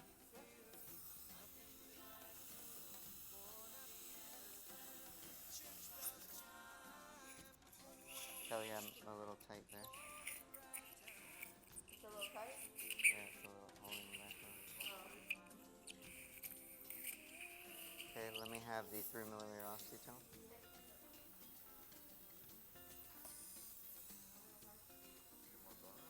Yep, tap tap.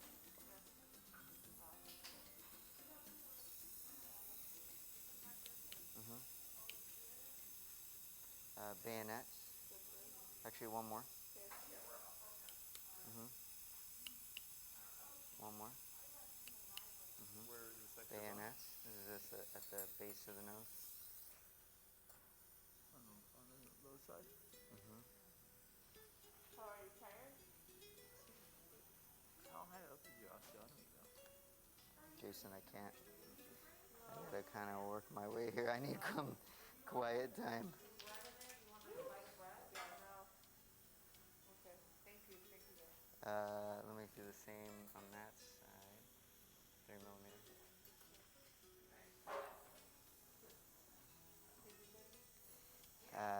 Callie, tap tap. I gotta watch what I eat. I'm flying out tomorrow. I can't keep getting that. Can you take the tape off this thing? Take off the that tape really makes a difference, man. Well, I couldn't see half the time. It's like all these obstacles. Yeah. Take it off. Yeah, thank you. Okay. I'm not gonna mop it on there, bro. Yeah. Suction. I think that's good now.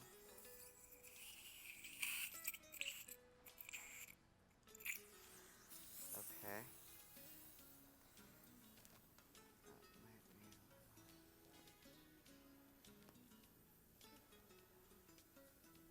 I'll step there. So they're gonna take a break and then come back? Yep.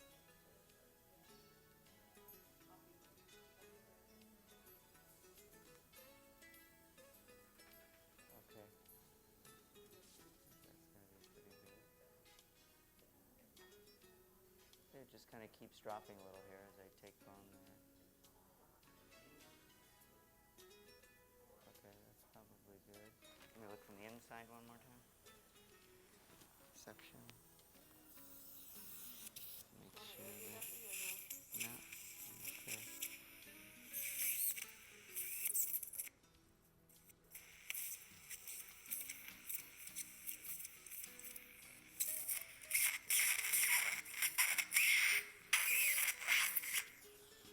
Okay.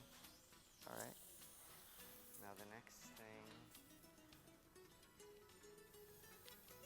So now this is sitting right there in the middle. And when you do that, then all of a sudden your super tip kind of comes up. So I am going to pull on this and rotate it. See how much caudal septum is sticking out now? Yeah. So it's pretty big. You could do tongue and grooves a lot with this. Well, we do this, we're going to do this membranous tongue and groove. That's what we're going to do here to really help lock in the rotation. The bone is popping out there. What was that? The bone was kind of kicking out over the, it wasn't falling in on it. Okay, I think the caudal reduction's enough. No, before we suture, let's have 2 hooks. So I'm going to do that membranous tongue and groove now. Hold that. So here what we're doing is creating separating the membranous. So I'm just creating a little, I'm separating the membranous septum, just dividing it in the center. Because I want to advance it onto the caudal septum.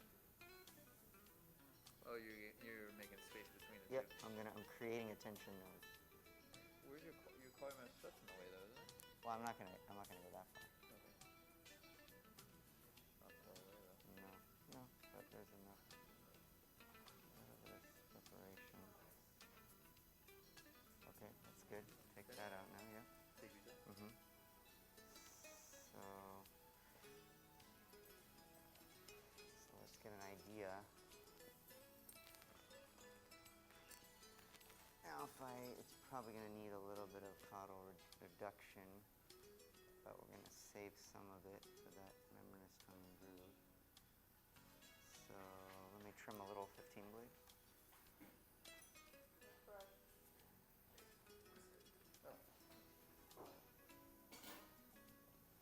I'm going to take a couple millimeters off the caudal septum. It's all over advanced. Yeah, that's a little too much. You can take that, Kelly. And then now we could secure it and just see if we're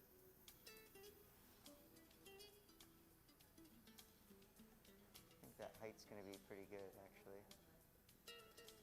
And this is pretty good. You can feel it. Yeah, let's secure this now. So, and then you can feel it side to side.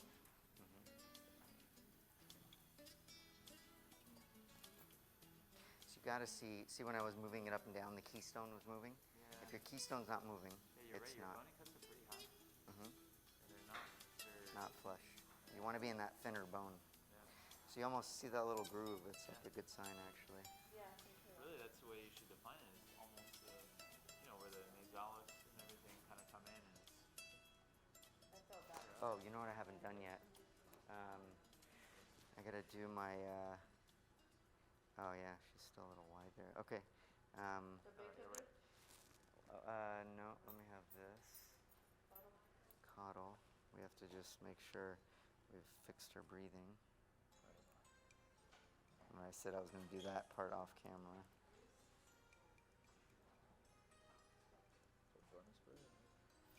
We'll see here. Is that your daughter? No, me and my mom. This is that thing we were talking about. Let's see what's wide here. Yeah. What's that? Yeah. Kelly section. Can you turn the section on? Leave it on now for a little bit. Well, you can leave it on. I have a 12-year-old and an 8-year-old, and then I lost my 13. Hold that, Kelly. You try it again. They're super excited. They're like so excited. Like a bummer. Yeah. Yeah. So, Kelly, let me have the. We'll do this first to make it safe.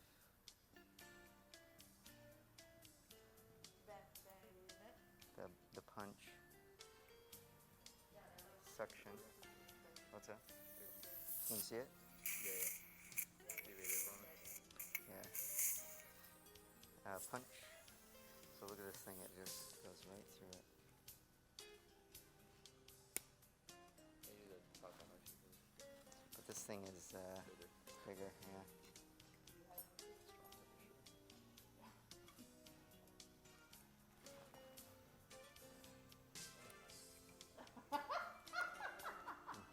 Oh, you got boys? See section.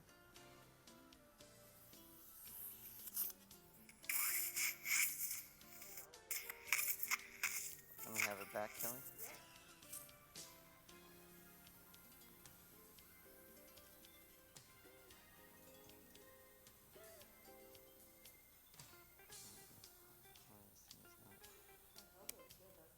It's getting there.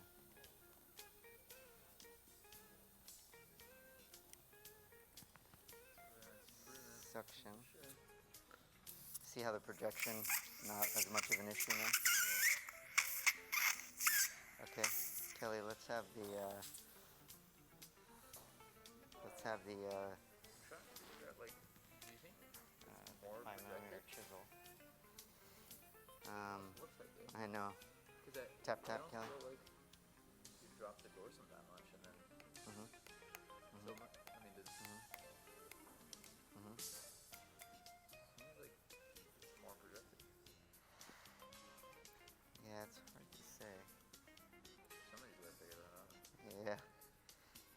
Let's have it again, Kelly.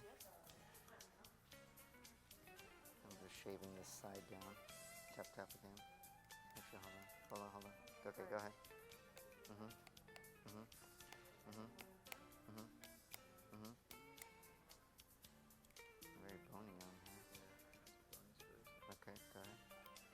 Mhm. Okay. Generally, it's yeah, I think so too. I put the other piece up here. Okay, let's look at this side. This side's clear, so no issue there, right? And this side now should be getting close. There's just one more piece, I think, at the back there. Section.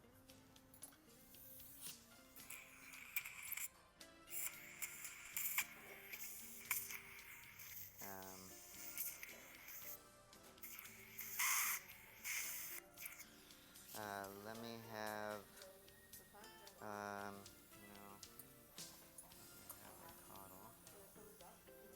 What's that? Yeah, in 20 minutes. So start asking about it. Yeah, I'm gonna try to do as much as I can. Noses are kind of, Harder. they're harder to do with people watching. I mean, not because of, it's just hard to talk and analyze. Let me have the bayonets.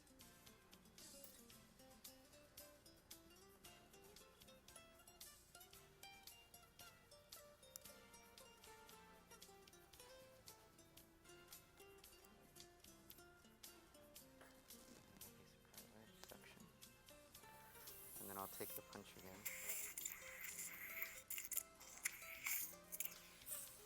Open some bone at the back here. So once you release between the PP and vomer, then you're a little safer. Like I did that little cutout, you know, the initial one. Then you've kind of freed the PP a little bit. So you don't have to worry as much about like bayonets. So did you end up having to remove a little PP pie? No, no PP. It was all low blocking? Mm-hmm. And let's just take that down here. Let me have that 5mm one more time. Why was And it a tap blocking tap. down low? Why was what? Why do you think it was blocking down low? Go ahead, tap tap. Mm-hmm. Mm-hmm. Okay, section one more time. What do you mean? It was just the radix. The only thing that was holding me back was my radix osteotomy. Caudal one more time, so a little piece of cartilage back there.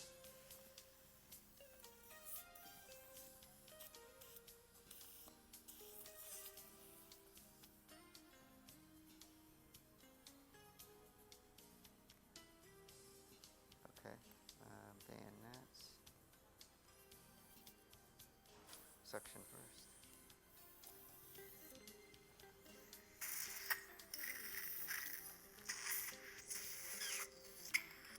Okay, I'm gonna have bayonets. There's a little piece of cartilage there. I'm just clearing out the space. Yeah, just anything on this side.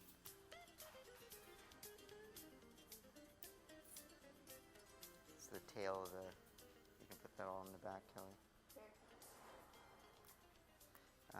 Punch one more time. Did you do anything for the turbinates, by the way? I mean, if they're big, generally I don't do more than out fracture, but I don't know, maybe I should. Do you do more? I microdebride every case. You do? Since I'm alright, yeah. Wow. Helps the breathing. I find that I just do this and everybody's better. Okay, section one more time. And then let's irrigate. Okay, I think I'm gonna be good now. Alright, really cleared out. Now this side's open, wide open. The turbinates are really small. They're small. Yeah. Okay, that's good now. The septoplasty is done. Uh-huh. You want a hole in your septal flap for the blood drain? Yeah, can't hurt. I mean, if I know, that's good, Tyler. If it's one hole on one side, I don't really stress No, it's about good. it. Yeah, that's what it's better. That's what people say, right? No, that's good. Yeah, just, decreases the blood from building up. And Right, yeah. And I think this is gonna really help with breathing. That's still a little narrow on this side. No, I think that's pretty good. Okay. All right, let's secure our flap now. Where's the, You can take off his gloves. where's the, the krill? Where's the krill? slowly destroying. Oh, city. Oh, thank you. He's gonna, Okay, 5-0 PDA. off thing. Like, he's not really sterile for that.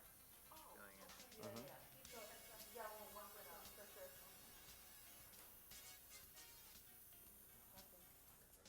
Huh? Yeah. It's definitely a very different way to skin the cat. It really is.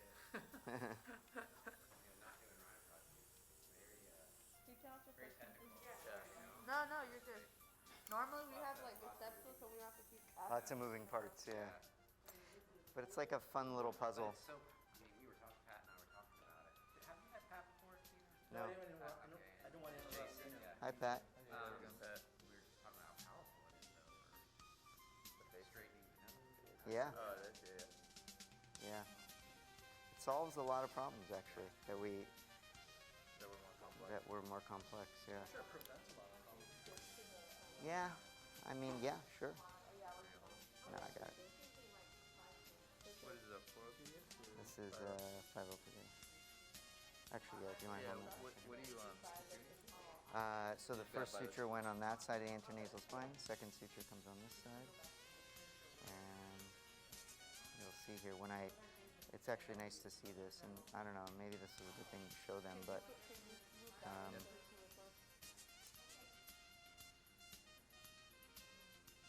You came crisscross up through that part, through the septum, and then now you're coming back? Yep. Like a X?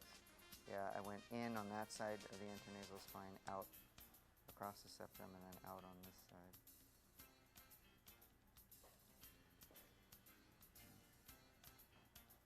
That's just more like a horizontal mattress? Yeah, with a U stitch kind of.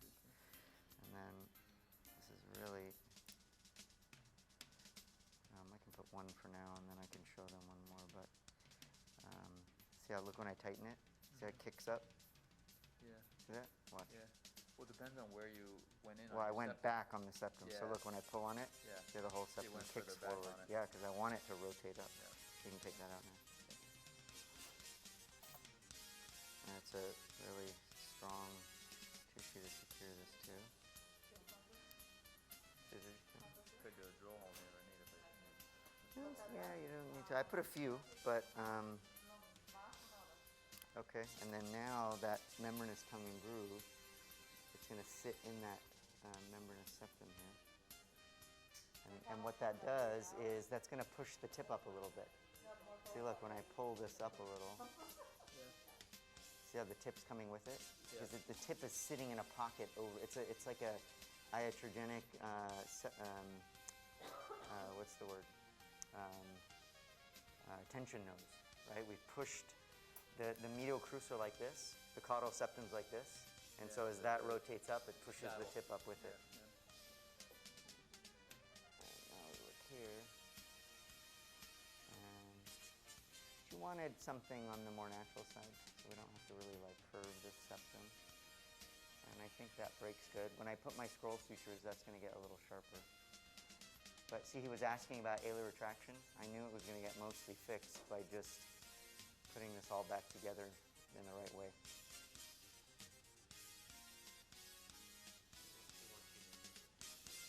I know. I'm not going to. No. My dome heights are a little different. Yeah, it might be a little, yep. But we're pretty straight, yeah. This may have to come down a hair. Just a hair there. A little high here. A little high here. But you know, I don't think I need tip projection, right? This is just a little high. All right, so what do we have to do here? There's one other thing I need to do. So the nose is going that way, and you have to, everything's got to fit right here. So generally, when you rotate the tip, you're going to get a little bit of excess in the upper lateral here. So I'm undermining the edge of the upper lateral. See that little overlap here? You'll see it on your side. Yeah, that overlaps because we've shortened the nose. So I'm going to trim that.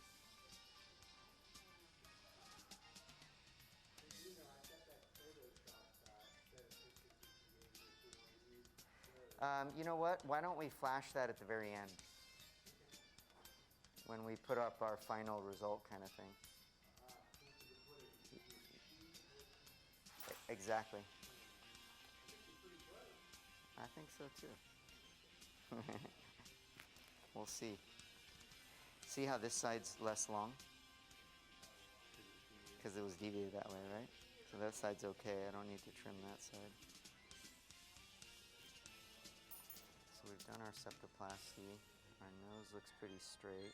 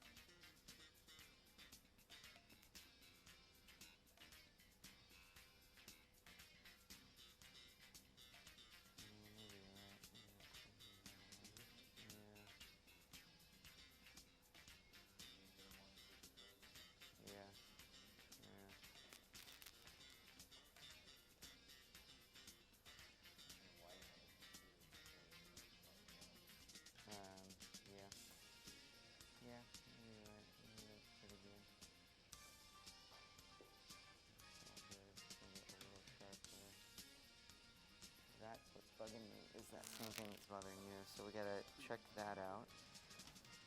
Gosh, otherwise we're actually not so far off. Let's do this. I mean, if we're relatively happy. Your crew must be longer or something like that. We'll look at that. We're gonna hold everything up with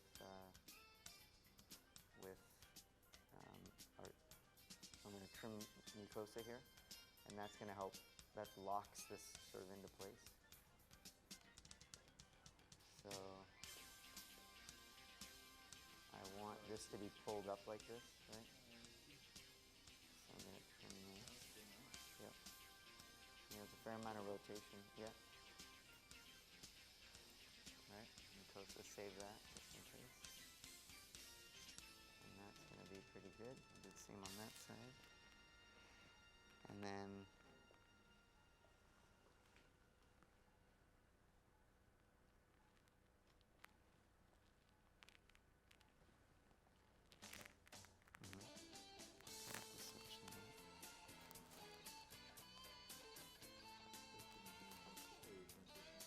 yep. Okay. Put these on the back table, Cal. Let me suction this. So we got to fine tune our tip. I'm going to close the transfixion, yeah, just see how that, because it actually is looking pretty good. Yeah. No, I'm kind of starting to feel like it's pretty good.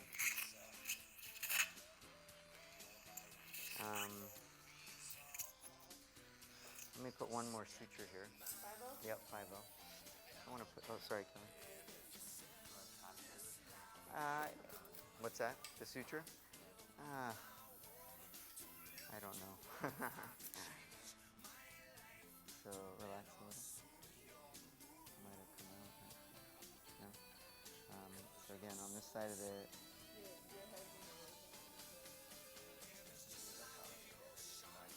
Okay, then maybe I should, yeah, maybe I should show them this. Okay, well, we can stop. Okay, that's good, actually, because we're pretty much, we're not far away. Yeah.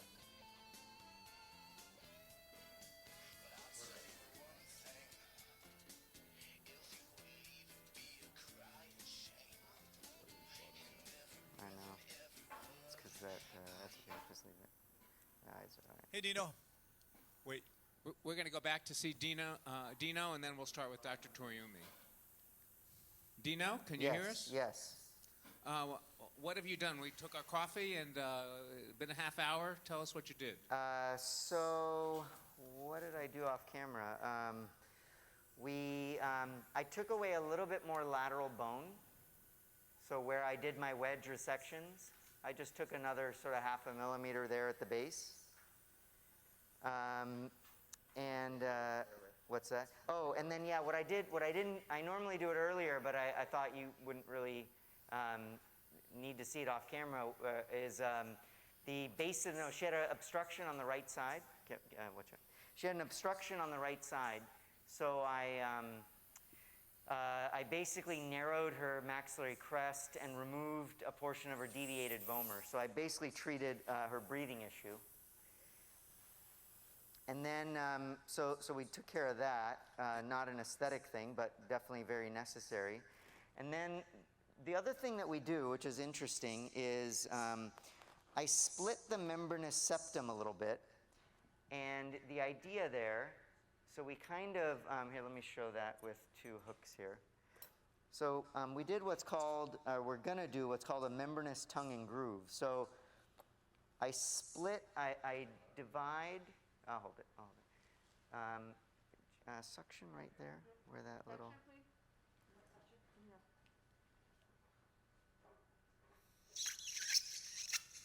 So I split the membranous septum, not all the way through to my columellar strut, but I basically create a groove or a ridge in the membranous septum. And then I placed a suture to secure the flap, the septal flap. And then that septal flap is sitting in that groove of the membranous septum. So watch what happens now. If I just pull on my septal flap a little bit, watch what's happening to the tip of the nose. See if I can go to the lateral. So the septal flap is sutured, but look what happens when I push it up and down. See how it increases tip projection? Yes. So, and the reason is because the caudal septum is sitting, it looks like this. This is your caudal septum, and these are my medial crus, and the caudal it's kind of like a tension nose. It's sitting in that space. So when I rotate my septal flap up, it's carrying the tip with it. Does that make sense? Yeah, we understand. Yeah. So, I placed one suture to secure that septum at the intranasal spine, so I can show you what that looks like. Now you might want to switch to the base view here. But there's a suture right here at the intranasal spine, and I can show you one more. I was going to place a second one. But basically now we're just starting to slowly put everything back together. So the suture goes on one side of the intranasal spine,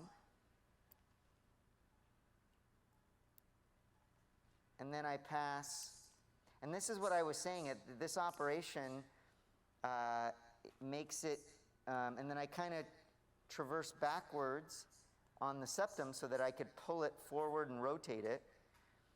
And then I'm going to this is sort of like a U-stitch. And then now I'm on the opposite side of the intranasal spine. So you can see I already have one suture there. Her intranasal spine is midline. And then now, keep that there for 1 second. Watch when I pull on this suture. Well, when you first place it, because this is the second suture, you can see the septum rotate and turn upwards. So it's, as the septum comes down and rotates forward, the keystone is dropping. Does that make sense? Yes. Yep. And then, so now I'm just going to suture this, take that out. And this is, look, I can move her whole head with this suture. It's very strong, wrapping around the intranasal spine. And then now that gives me a second suture to make sure my septal flap is secured there, scissors. And then Dr. Rourke was asking about alar retraction. So the way, watch now when I get everything to fit back together. So there, I push this now onto the caudal septum. And we've mostly, if we go to a lateral now, and I still have some minor things to do on the tip here, but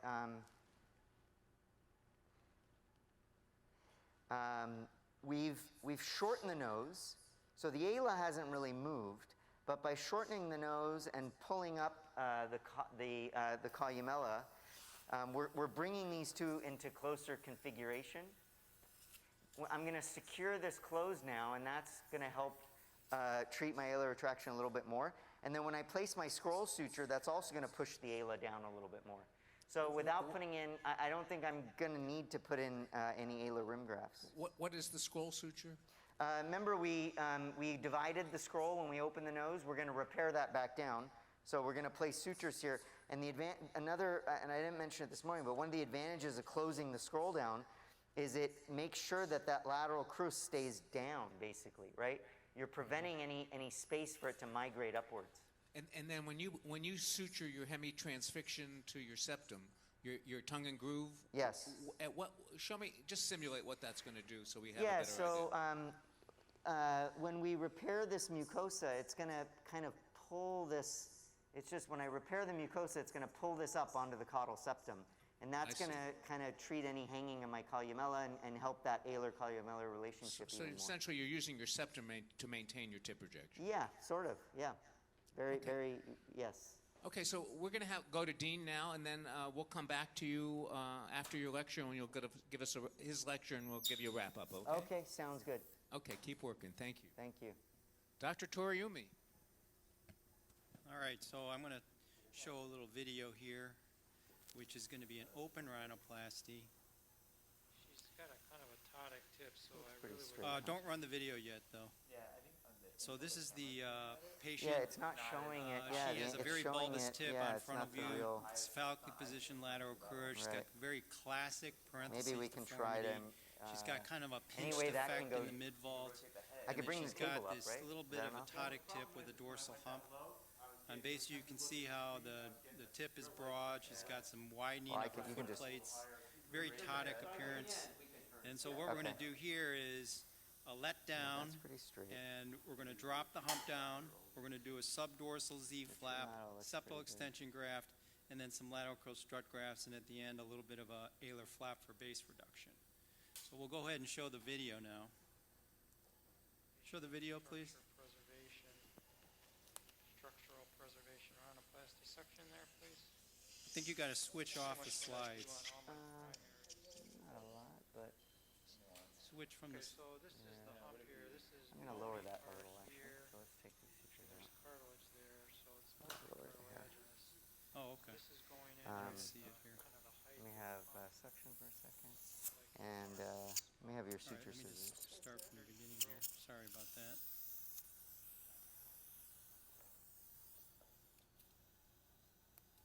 I just want it to come down here.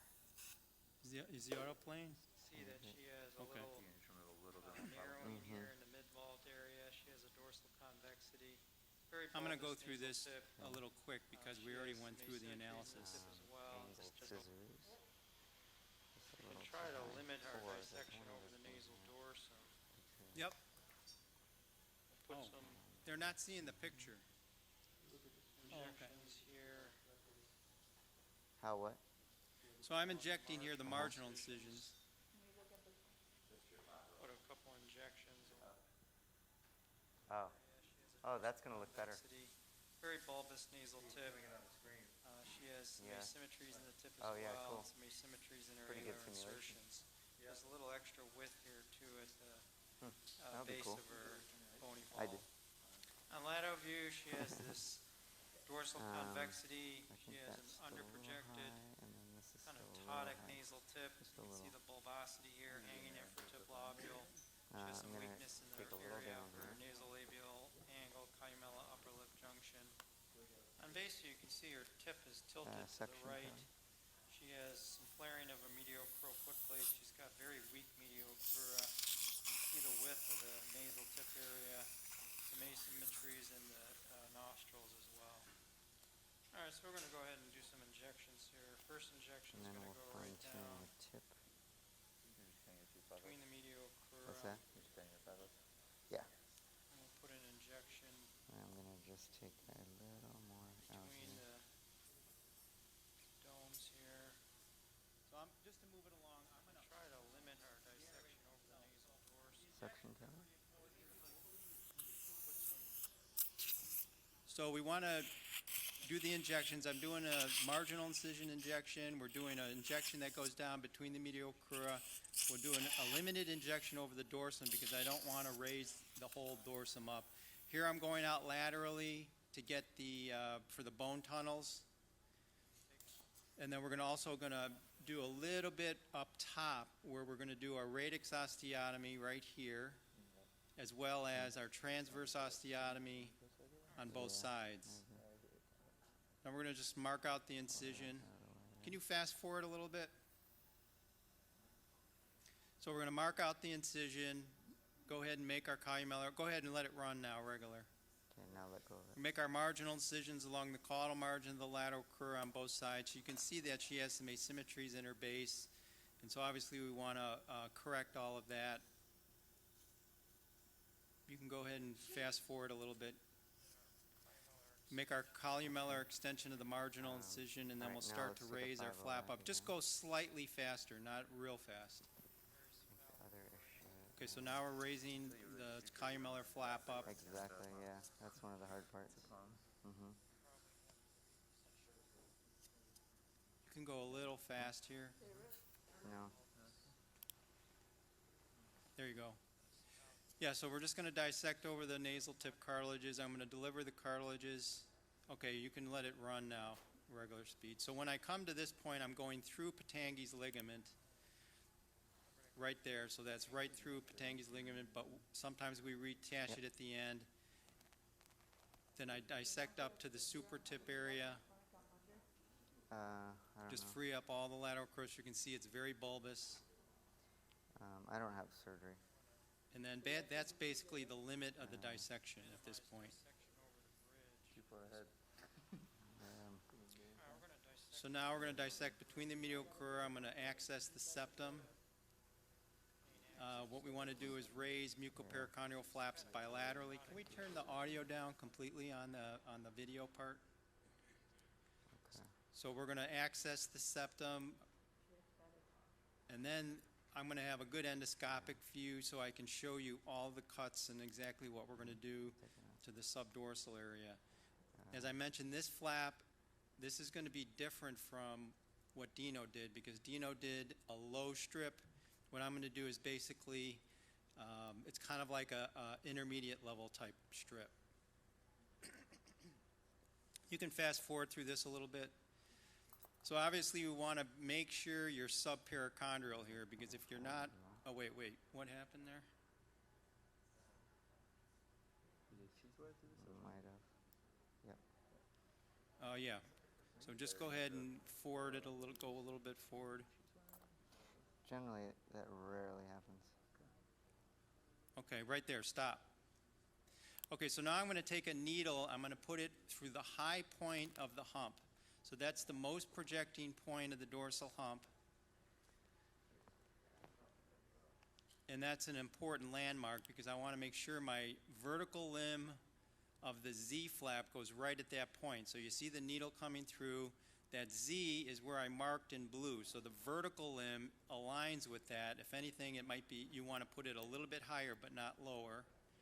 And then we're going to incise that. And you see that little triangle that I take out in the illustration. That comes out underneath the bony segment. You know, Dino did something similar in his move. Almost universally, you want to take out the cartilaginous segment underneath the hump. So that's the extension going up to the radix osteotomy. And all that little segment of cartilage right there is going to come out. So that's underneath the bony portion of the hump. Okay, now take it out. So the next thing I'm going to do is go ahead and take that out because I want to clear all that out. So I took it out with I just cut it with a 15 blade and I left it there so you can see. And now I'm taking a 2 millimeter osteotome and I'm going inferiorly just like Dino did. And it's going up obliquely. I got my index finger right where it's going to pop through. And as soon as when I feel that pop through, I know I'm obliquely oriented, cutting through the radix, and that completes the radix osteotomy. Okay. Now sometimes I'll do it, if it's a wider nose, I'll do 2 cuts, one left of midline and one right of midline. So now we're going to do our lateral bone strips. So you see the marking on the skin. Okay. So I take a 15 blade, I make a vertical incision on the mucosa covering the ascending process of the maxilla. Then I take a freer elevator and I raise about a 1 centimeter subperiosteal tunnel. That gives me all the access I need. So you can see I'm going all the way up laterally, and then I go on the inside of the nasal bone.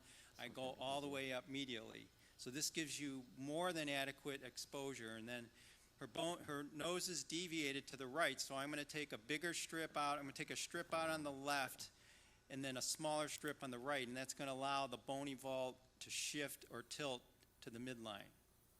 So now I'm just going to make sure I'm on the inside and I'm freeing it up. Then we take this Cercus narrow 3 millimeter rongeur, and I go into that tunnel and I'm taking out little pieces of bone. I got to be careful that you don't take out like a huge chunk. I mean, so that's why you rock it, and then you get these nice little strips that are about 2-3 millimeters in thickness, and you can just nibble. The advice I would give you is the higher you go, the smaller the piece you pull out. The first bite you can take out about 1 centimeter. The second bite you want to take out a little bit less, and then typically we'll try to complete that osteotomy or the bone cut laterally with an osteotome. And the reason why is I don't want the radix to drop. If you don't take a strip out right there, then the radix can't drop anymore. So you can see all those pieces I pulled out. Now you'll see it intranasally here. We make our little incision. and then we raise the flaps up with the, at this point, when I did this case, I was making a horizontal incision. Now I'm making a vertical incision. I mean, it's just little minor things I'm changing through the multiple cases as we move along. So basically what I'm doing now is I'm raising the periosteum on the outer side of the bone. And Then I'm going to raise the periosteum on the inner side. I'll take Now you can see right there, that is, I'm trying to show you the caudal margin of the bone. You can see the end of it right there. So that's the caudal margin of the nasal bone. I'm taking the rongeur, getting it in there, and I'm pretty low. think, I'm on the ascending they've process seen of the key maxilla. stuff, the rest of this, like whenever they come It's back. not nasal fine. bone. I mean, Nasal there's bone, I nothing think you're major going to be a I'm little gonna too do. anterior. A lot of The this is bone's just thinner, and you're kinda going to take out a big, huge piece of the fiddling nasal around bone, which with would be a huge problem. small stuff, So I'm really. staying pretty low, and then I'm getting this piece out. Hold that. So I'm taking Yeah, out a it's just strip kinda hard to, like I like- did on these the are the other parts side, that are but this actually hard side to it's going to be a explain. little bit smaller. Now I'm going to do the transverse osteotomies. Now, normally I So just take a think 2 whenever they millimeter come and back, do it, it's fine. but just for the heck of demonstration, in this case, I'm going to use the piezotome. So when you use the piezo for your transverse osteotomies, I make a little stab incision, and then I'm going to take the osteotome and I'm going to etch it. So I'm going to take the edge of the osteotome, I'm going to create Okay. a little trough in the So bone. I'm gonna The close reason them why I close want to do this is because then I'm very precise in keeping the piezo right in that trough. If you don't do this, sometimes you're zigzag, and I don't want a zigzag. I want a straight, clean cut. You could. You What I'm just, using now, instead of a 2 millimeter osteotome, because I was trashing my osteotomes, now I get a bone pick. So there's a bone pick I can get from Marina Medical, and it's real sharp, and I use that to etch the bone. So now I take the piezotome, and it's got irrigation coming out that's cold water, and that'll help from preventing any type of damage to the skin. And you can see it just literally pops right through because, number one, it's ultrasonic, and you've already created the etching. You see a little bleeding because I'm hitting a little bit of the mucosa on the intranasal side. So this is the connecting osteotomy that goes from the lateral transverse, or from the lateral bone strip removal all the way medial to the radix osteotomy, and it goes real quick. I mean, it goes pretty fast. Yeah, yeah. So that's one thing is it kind of speeds up the operation a little bit. We'll do the same thing on the other side. When you use the piezo, I mean, I typically am not using it just because you got to set it up. The other thing is that heads are not reusable, so we got to use it once and discard it. So, you know, they're about $150. So, you know, in this case, if I use a 2 millimeter osteotome, there's no cost. But again, here what I'm doing is I'm taking the 2 millimeter osteotome, I'm etching the bone, and I think this is a real good tip because when you start doing this, what you don't want to do is create comminuted fractures, which is really easy to do when you start doing the transverse. So we don't want to do that. We want to create really, really clean Maybe. bone cuts. See what the problem So we're going to do this again with the piezotome. So you can fast forward a little bit here. Okay. You have more of it, right? Cut it a second. Just don't actually back it up a little bit. Okay, so what I'm doing now is back it up a little bit. A little bit more. Yeah, okay, let it go from right there. So what I'm doing now is I'm grasping the subdorsal triangle that I made, and I got it with a forceps, and I'm moving it up and down, up and down. And so what this is doing is it's controlling the height of the hump. Now, it's a stretching motion, so you don't pull straight down, you pull posteriorly and caudally. And by doing that, you're literally rotating that triangle, and it flattens out the hump without putting too much posterior pressure. only Because 'cause when I you put have too it, much posterior pressure, you know, then you could get I have widening, the- and we don't want widening. We Otherwise, just I'm want gonna use to drop 6 that soda. down. You can see I'm pulling it, and I'm pulling it I'm gonna use 6 posterior soda, and caudal. close, So now all I have to do is overlap on the right side rim because incision, it was 6 I think monochrome, she was deviated but to it's the not left, and enough then to suture close it in both. place. And that is such a powerful. You see how it's shown there. It's overlapped, and we've sutured Bigger with one's 2 fine. 4 PDS sutures. It's a very powerful fixation. So bottom line is if you do this and you fixate properly, that hump should not recur. So here's the hump, or the Yeah, you subdorsal could cut it. triangle. take it. And then I'm showing you the gap up here is closed. And the reason why the gap is closed is because the hump is down. There used to be a 6 or 7 millimeter gap up there, and that's gone, and it's all been pushed down now. It's shifted to the left. Everything's to the left because we want to straighten her. She was deviated to the right, shifted to the left, sutured with a 4-0 PDS suture in the overlapping position. And so that basically creates the correction of the deviation, the reduction of the dorsal hump, and the, you wanna cut- the straightening of the nose. So now I can go below.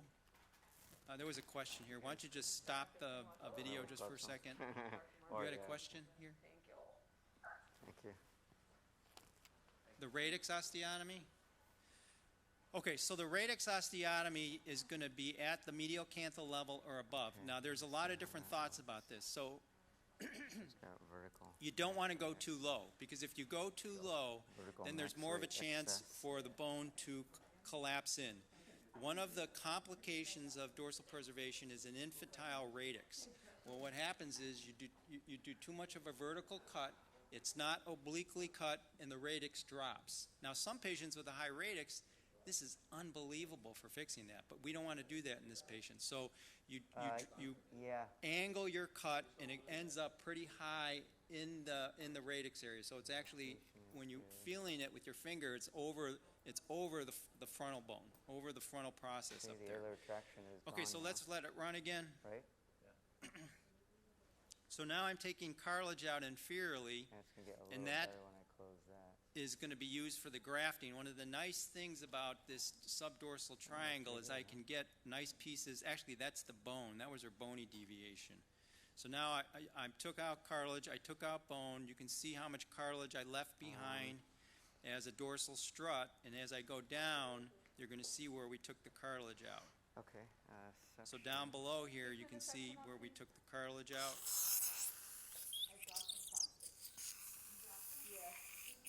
Okay, so now what I'm going to do is just put in a septal extension graft. So the rest of this is structure. So up to this point, it's been all dorsal preservation.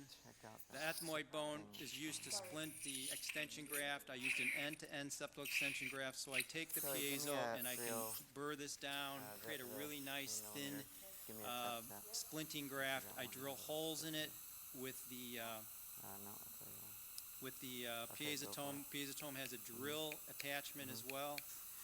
You can go ahead and fast forward a little bit.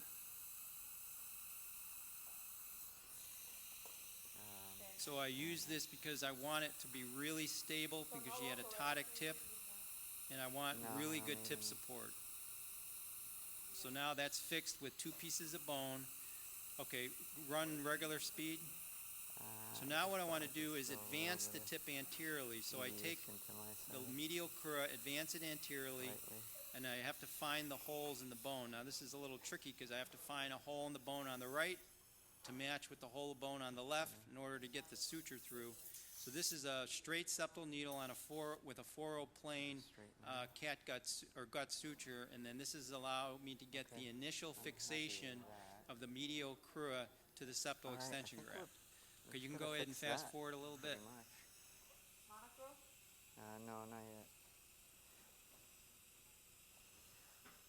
Go ahead and fast forward a little bit. Tip looks pretty good, huh? Other than that. All right, so now Bones she's there. you can let this run now. She's very cephalically oriented and very bulbous. She's got, you know, the Dino's patient had a vertical height of the cartilage is about 9 millimeters. This is more like about 15 or 16 millimeters, so it's a really huge cartilage. So either I have to do a cephalic trim, I have to do a lateral, crural underlay, I have to do something to get rid of the vertical and horizontal bulbosity. In this case, I choose to release and put lateral curl strut grafts in because she's cephalically positioned and very bulbous, and she did want all that bulbosity to be eliminated. So when I do this, I inject, hydrodissect, and then I get into that plane, and if you're in the proper plane, this comes up really easily. You'll actually see the irrigation solution ooze out. You can see it oozing out right there. Yeah, so you know You what can I'm go gonna ahead and do? fast forward a little bit, I'm just gonna and you can see how I can just peel that back very easily all the way up into the dome.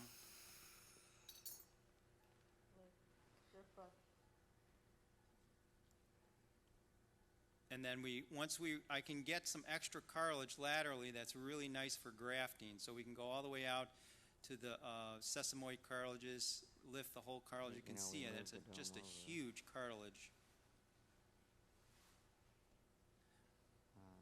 And then we'll just do the same thing on the other side. This is going to, it's fast speed now, so we'll go ahead and just flip through this pretty quickly.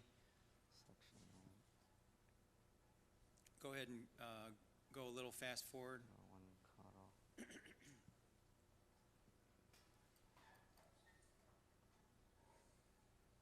One of the problems I've had is trying to get these big cartilages actually flattened and camouflaged, because otherwise you get residual bulbosity, and I just don't like that.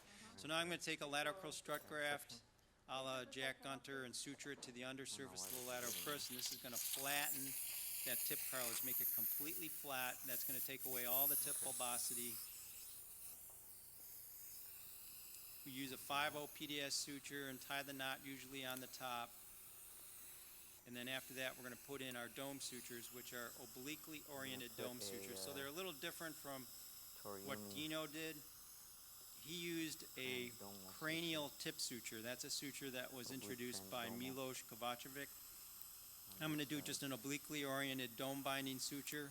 You can see in the illustration there how it's obliquely oriented across the dome. It starts medially and caudal and transfers to cephalic and lateral. So by coming across the dome in an oblique fashion, you'll see when I cinch it down, the caudal margin of this cartilage is going to swing up, and the cephalic margin is going to swing down. It's a subtle thing. So that's really what we were trying to accomplish here.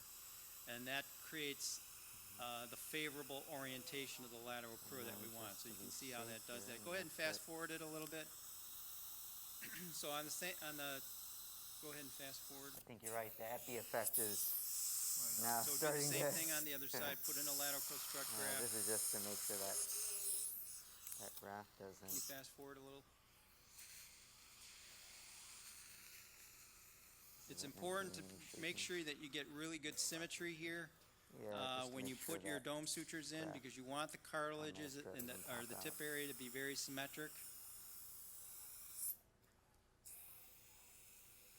And then the pockets are really important. So when you make your pockets, the people a lot of times you see there's a mistake made here where you put the pockets where you put a rim graft, and Rod talks about the rim grafts going into the pre-marginal vestibular skin.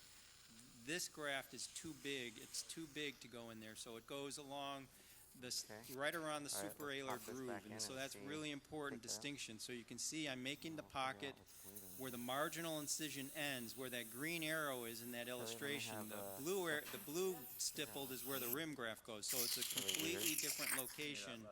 And if you don't recognize that, then you're going to have huge problems because it's different. So now you can see what we've accomplished here with the reduction of the hump, rotation of the tip, and projection of the tip. And then we filled out the nasolabial angle with that nice septal extension graft. So the essential positioning of all the tip structures are in place now, and so now we're going to do is some finer tuning here. We'll put them in. Can you go ahead and fast forward a little bit? Far in there. You can see how the foot plates are flared. So I'm going to do a medial crural foot plate suture. This is a really valuable little thing to do because it supports the base of the nose, corrects the flaring. So we make a little stab incision right over the foot plate on both sides, and I take a little Converse scissor and just make a little bit of a pocket there on both sides. Not too much because you don't want to dissect through the medial crus of the foot plate. And then we take a 5/0 clear nylon, go through foot plate to foot plate, and you'll see when I cinch this down, it's going to bring the two foot plates together, and it also pushes out the nasolabial angle, and it also supports the tip. So these are all things that are going to help prevent postoperative loss of tip projection. I'm convinced that all the mask wearing pushes down on the tip, and we're losing projection of the tip. So nowadays, a little bit of extra projection is not a bad thing. So then we're going to go ahead and we're going to cover that with a 5/0 or a 6/0 fast absorbing gut to bury that knot, and then we'll close the septum with the 4/0 plane on a straight septal needle. So now I'm just closing the septum. Go ahead and fast forward a little bit. Basically Yeah, keep going. Fast forward, please. All right. Looks nice, huh? Yeah, so I'm just putting in a couple additional sutures here. There was a little bit of residual bulbosity in that left tip cartilage. Now I So can this is just a soften that. little more flattening of that dome. No cephalic trim at all, so the entire lateral crus is intact. Now I do trim a little bit caudally here.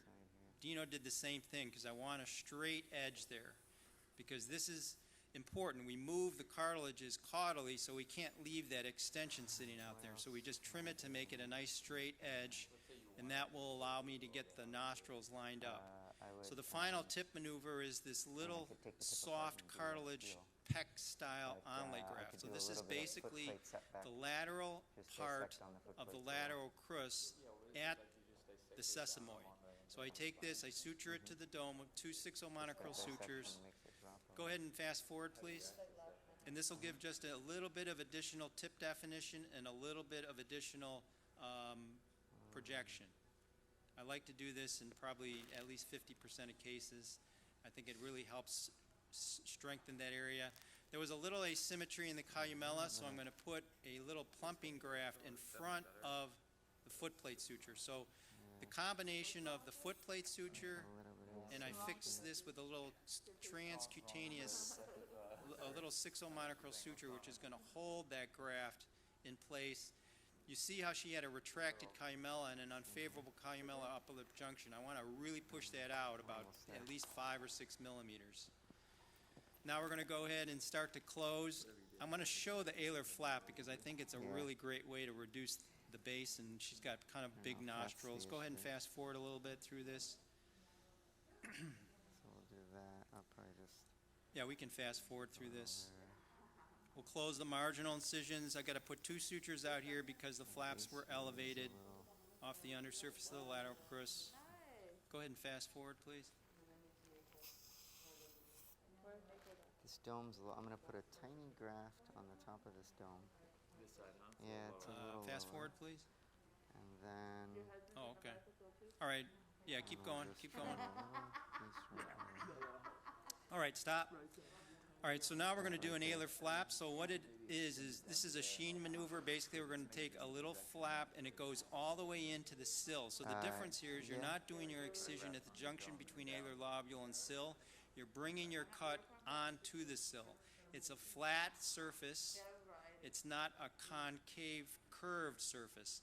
So it's easier, in my opinion, to hide that suture line. So we take a little back cut there, and then we take a 6/0 monocrystal suture to just approximate those skin edges. That's about a 3 millimeter excision. The subcutaneous suture is very important because when you take these sutures out, there tends to be a little bit of tension there, and if patients are we have them do antibiotic soaks, so it puts a little bit of pressure on that closure, and we don't want the incisions to widen. So I put a 6/0 monocrystal medially, and then I put another 6/0 monocrystal laterally, and then we close with 6/0 black or 7/0 black nylon, and then a couple 6/0 fast absorbing guts. Okay. Sutures. Right. So you can go ahead and fast forward through this. Yeah. So that's the lateral 6/0 monocrystal suture. Then we'll go ahead and close that with the sutures I mentioned. So vertical mattress medially there, that's really important. That's the only place where you're really going to see the scar potentially. So you want to put a really nice 6/0 monocrystal vertical or 7/0 nylon vertical mattress suture there. Go ahead and we'll go ahead and finish the closure. Now you can see it's an asymmetric resection. I took out 3 millimeters on the left, and we're going to take out 2 millimeters on the right. I put a 5/0 chromic suture in the vestibule. Otherwise, you can get granulation tissue that forms there. Nah, they don't need to see that. All right, go ahead and fast forward. Okay. Now you want to put these splints on. They're very important. This is the profile at the end of the operation. You can see we got good rotation, good projection. That little onlay graft gives a little separation from the tip. She wanted a more defined tip, so I made sure those lateral crura were flat. Okay. I made sure that we projected that area. We got her nose straight. It was deviated off to the side before. No, I meant and that, all, yeah. you know, all the subdorsal work we I'm did. closing in So these are the lateral wall splints. When you raise the mucosa, you have to put these on. You take one piece goes on the inside, one Might piece put on a the little outside, Something right there too. and In the then we center, suture this in yeah. place with Just a a little bit. 3/0 black nylon suture. Now the This- key this here is point's you too don't want to high, do it too tight, you know? otherwise you'll I get a wanna, skin partial epidermal lysis. See that So come what out I'll a do is little. I'll put the suture in, No, and then no, I I'll don't come wanna back deep- with a 'cause scissor if I do and rotate, just she'll deep project loosen too. it a little I like bit. the rotation. That's what I'm asking. Okay. Yeah. Yeah, it's a 3/0. It's a 3/0 black, or Oh, when I was actually, yeah, it's a 3/0 black. Yes. But you'll see Yeah, what I'm going to do in exactly. a minute. I'm going to loosen it with a scissor so it's not tight. So right now it's a little too tight because you see the skin's a little blanched. That you don't want. I don't mind that there. So we'll go ahead and we'll loosen that. So Go ahead and fast forward, please. there's the scroll. Okay, you're just going to let it run. So here I take the scissors and I just stretch it. So there's air underneath that suture on both sides. So it's basically loose. We just put a cast on. There's the scroll sesamoid. And then I take the cast off on the 7th postoperative day. The sutures come out, and then Mucosa, yeah. we'll start the Oh, patient yeah. taping. Usually I that's use what an I do. I think in Aquaplast this case I'm cast. gonna see upper lap. But I almost want it to push down more anyways. All right, I'm going to go back to the presentation. I have 1-year post-ops on the patient here. Mm-hmm. Really Dean, a push couple down questions that area. while you're doing that. Because you're you know, doing the you're just preservation bringing and it- you're yeah, obviously advancing doing a it little more more lateral wall caudal, undermining, so without you just any routinely put those mucosa. lateral dead space closures, splints, which I like them a lot. See, Yeah, I there's saw you that used them scroll too. sesame. Yeah, Yeah. so you use them for your preservation because you're undermining a little bit more of the lateral wall. So I use them anytime Yeah. I dissect vestibular Yeah. skin off the Well, undersurface yeah, of the lateral it's not- crus. I use them in secondaries for alar retraction. Yeah, all the time. about So the what only it time I don't use it if I do a really straightforward primary with no vestibular skin dissection does and the just what? dome sutures, then I don't do it. I mean, after like Can I have 4 the slides, hours- please? What time do we start? Yeah, so here she is, post-op. In front of you, you can see that big bulbous tip is corrected. On lateral view, at 1 year, time's she's in got good projection, dorsal hump. For some, 5? 4? advance, please. 4. So it's been So 2 on and a lateral half? view, you can see she has Really? good projection of her nose, good No, what time do we rotation, good make our definition of the incision? tip. We corrected her retracted columella. Next view, please. Here's her 3/4 view. Next view, please. And on base view, you can see the medial curl foot plates have been approximated. The kind of boxy tip has been So corrected. basically 1. The alar base incisions have And healed it's 4? nicely. And then Yeah. close up frontal view. Next slide. 2.5. And on this view, you can see how the mid-vault has been time it slightly took me 4. widened. All that Last year big it took bulbous me- or tip 2 years shape ago it has took been me 4. corrected. Next This slide. is not too far off. All right, any questions? Okay. No, very, very nice, and actually, she's suture. going to get better because she's only Yeah, a year out, yeah, so that's great. And I like, I'm gonna place I 2 think on the this way you side. do the preservation or the hybrid is actually it's I think no. very safe because you can see. I have. You showed us endoscopically. I I like have. how you did that, and you really brought it down and forward, and you Easier for you to secured it. come to the clinic So I like that a lot. do all these questions. And of course, the Yeah, way right. you did your alar shaping is great. You really tension it, but you also correct the position because that's what you do. And then putting that across. So, any questions for Dean? Dean, in your learning curve going Yeah. into to preservation, what bleeding is really were the weird. stumbling blocks? For Yeah. people who want to learn this, Right. you talked about going to the cadaver, but what did you encounter that you had to solve? Okay, so I think for someone who is not This was like the first really experienced in osteotomies, it's difficult. Yeah, and then you'll be able to ask all these questions. And 3 reasons. you'll be our VIP for the day. If you have problems doing a lateral osteotomy, Yeah. trust me, Yeah. doing a radix and a transverse is going to be at least 3, 4, 5 times more difficult. Okay? So that's why when you do Okay, this, you there's have to our either scroll. think of You can let go one of of that. 2 ways to get around Pick this. it up. One is you practice, practice, figure out. practice so you're comfortable with the bone cuts, or you get a piezotome. So what are people doing? really weird. Young Start surgeons who bringing are this point this adopting much. dorsal preservation, they're taking the whole bone cut issue out by raising a Yeah, it's the subperiosteal septal flap. dissection, and then you're looking at everywhere where you're going to make your bone cuts. Yeah, and then you septal take flap. that little piezo Let me I have just a- showed you, and you just Yeah, let me have a little local. you make all your cuts, I can see and you're it. done. Just the, So that hole in that the septum. takes out and the the septal problems for the most part with the Yeah. bone cuts. It's like bleeding aggressively. No, it's a lot of Wide. undermining. Yeah. You know, and I always thought to myself, with all that undermining, the nose must be hugely swollen. Yeah. But, you know, it's not that bad. It's really not that Yeah. bad. And the reason is it's because it drains. I mean, I put a little catheter out And, there and just suction the blood out for 3 days and then pull it out. Now, the other thing that's complicated with this is Kelly, I'm gonna have a little irrigation. you'll tend to be tentative when you do your subdorsal work. A little TXA Okay. epi. And the logical approach is to do a Saban style high strip. Okay, that's what everyone says. When you start, I'm gonna have some more. do a Saban high strip. That's where you make your cut right below the mid vault, all the way up to your radix osteotomy. And sure, that's the easiest with respect to making your cut, but then the problem is the fixation. Because in order to fixate a Saban style high strip, you don't have anything to pull down on. So you have to put a suture that goes through the mid vault, Okay, just be back careful through on the that. mid vault, and then suture to the remnant septum. Okay, so Or, we just have to close like our this rim Teo man, incision. Teo suture, what he does is he goes Looks through pretty the mid straight, right? vault and he ties And, that transmucosally one dome. over through the septum. and then just a with little a infra suture, tip. I yeah. might So even I just mean, put a it's little mucosa there. but you know, it's And that's it. apparently not a big deal. Although it's starting to look So bad. when I started doing this, I had a problem with Yeah, the exactly. fixation because Put it's it not right an there. easy thing to It's do. a little like The other problem with the high strip is you Right, have a can't certain hurt amount of this one there. support Okay. that you have with the Let septum me- I'm gonna attached to the close the bottom of rim the upper lat. incision What it on does this is side. stabilize everything. Yep. It stabilizes the upper lats.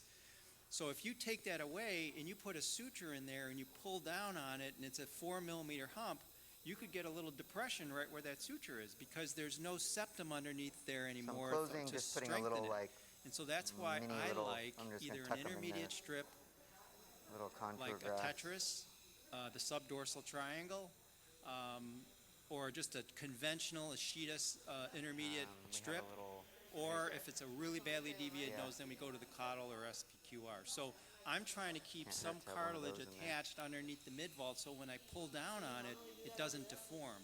Because once it deforms, it can be a problem. But see, Do when what? you use these yeah, I always techniques save it. You that never know. support that area, you just don't get that problem.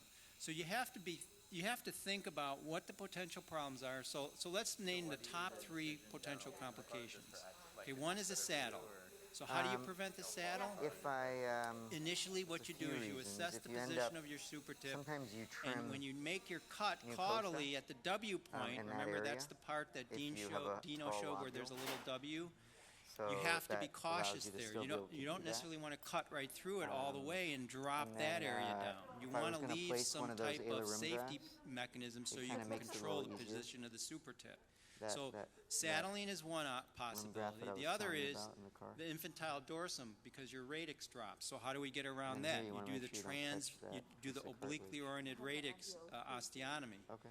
How do you get put, around comminuted bone? I think when you start, the most This- that likely little thing rim you're going to flap. see complication-wise is bony comminution. Otherwise it won't fall in. Meaning, post-op, you're going to the patient's going to say, Doc, I got this big bump here, or I got this depression here, and that's going to be a chunk of bone that either is depressed or is tilted and pushing out. How do you prevent that? two-pronged You take small. the bone pick, you make an etch in the bone so it's halfway through the bone, then you take your 2 millimeter and just go tap and it pops through, tap and it pops through, and it's like, you know, you've got the line there already, so it's a no-brainer. You know exactly where the cut's going to go. It falls right in that little trough. So, sure, there are possible complications, there are possible problems, but there are ways to get around them. I was really fortunate that I had learned a already lot of talked to her. this during all the lectures during No. COVID.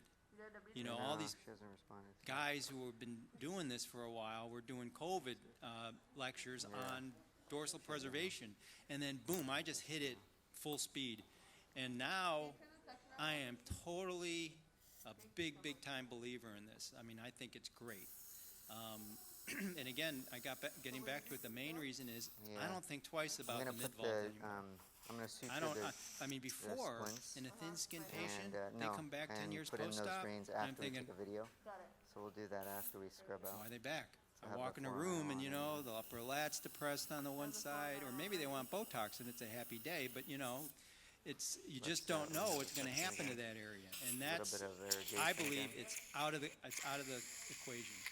And to be able to do that is such a huge exponential elevation Okay, in that's the good. long-term rhinoplasty keep outcome. sitting there. It's just, I'll to me, stop. it's unbelievable. I know, but you don't have 10-year follow-ups yet. I don't, but all these other guys do. That's why you have to Yeah, trust. See, the thing I is, trust you, Saban, and, you know, I see very short. okay, so let me long ask you this, follow-ups. Rod. Let me Easier ask to you this handle. logically, okay? You're a logical guy, right? Yes. You saw what I did, right? Oh, I like No, wait, let me finish. You saw what I did. It right? does. You know, it takes like You saw the patient at a year, 4 or right? 5 weeks probably. What do you think's going to change? I don't know, just like with Let's see if I can put one more here. not that much changes when you have the options of doing different things, spreader grafts, spreader flaps. I mean, you know, like when I look at your results at 10 years because you use spreader grafts, your dorsal aesthetic lines are still pretty strong. You show 6, 8, 10-year follow-ups at our Yeah, meeting but all you the know, time. But you know, so I'm just saying, there's no perfect technique, and you know, and we'll see in Dallas. But you know, Saban is one that you know, and maybe he's changed. But boy, last year he was the one soothsayer in every panel. well, he's just being cautious. I mean, Yeah, but he's got the most experience in the world, I think. Does he not? That's living. I know. yeah, but he's Caudle- doing a high strip. Okay, he's doing a high strip. I think, Okay. if you talk to guys like Jose Carlos Neves, think and you once, talk to Carlos you know other guys like Doyle's Faraz in exception. Brazil, who they've been, waiting you know, for it. these guys. There's a 30, 40-year history of this down there. No, I know, in but you Brazil. know, I was in Brazil before the COVID, and Faraz was talking, and I saw some of his 3 to 4 year results. Now I don't know if they were not as good results, but they weren't any better than your component dorsal line. Well, I don't know. okay, so the other thing with me was I had some dorsums that I made too wide because of That's spreader because you grafts. use spreader grafts. Yeah, because I was using spreader grafts, and I won't dare not to use spreader grafts because I know what happens over the long term. I don't think about that anymore, and for me, that's a huge relief because I Yes. don't have to worry about a wide dorsum I know. anymore. All my dorsums are a lot narrower now than they were before because there's no overcorrection, there's no spreader there, there's nothing. It's just a nice, clean, narrow dorsum, the thumb hook? and I am happy as a clam. And then I'll put this on. Good. That'll be good. We'll ask you in a few years. Great. Any other? You know, Okay. as usual, Dean. You know, we're very good friends. We can harass each other, but Just let me know I mean, and then I'll obviously, just clean whatever her Dean off. says, you know, you can take it to the bank on what he says. Well, I And wouldn't. He's very I wouldn't. honest.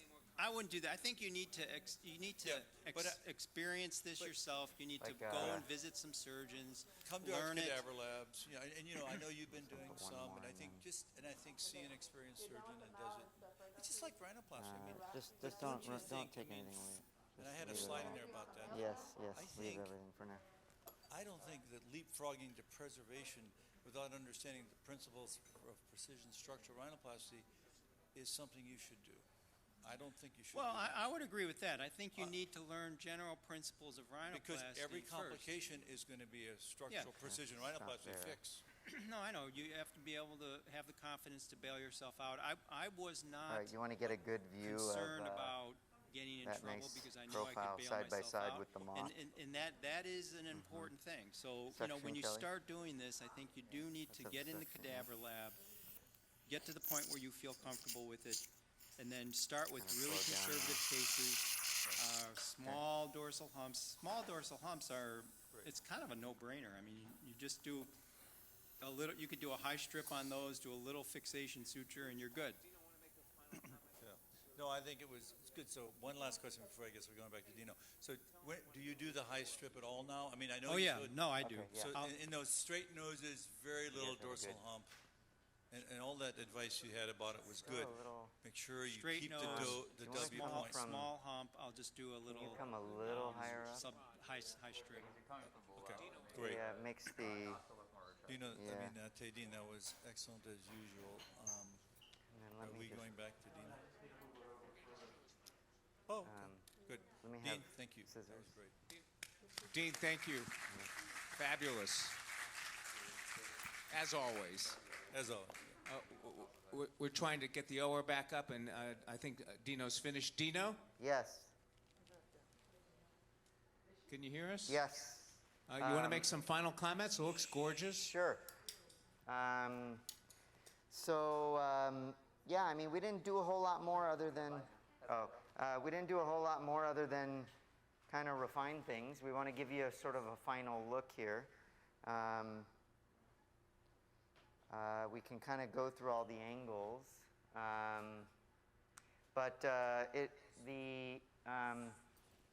think the Ayler, let me see here. The Ayler attraction looks better in real life here than it does on camera, but No, it looks good, Dino. It's fine. if you want to take, we can do the side by side. You can see the before, you can see the mock.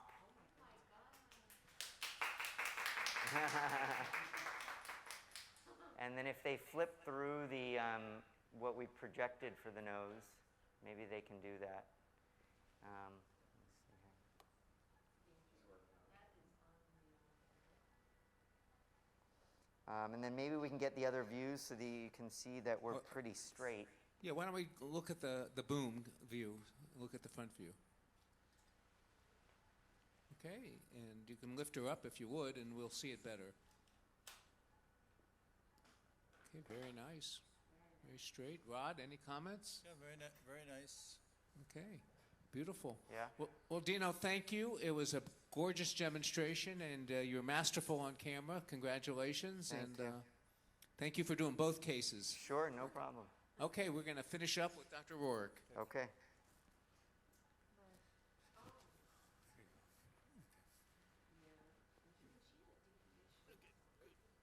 All right, we're gonna do, Dina was great as usual. So, let's, Okay. so, again, let me you know, put we'll that see.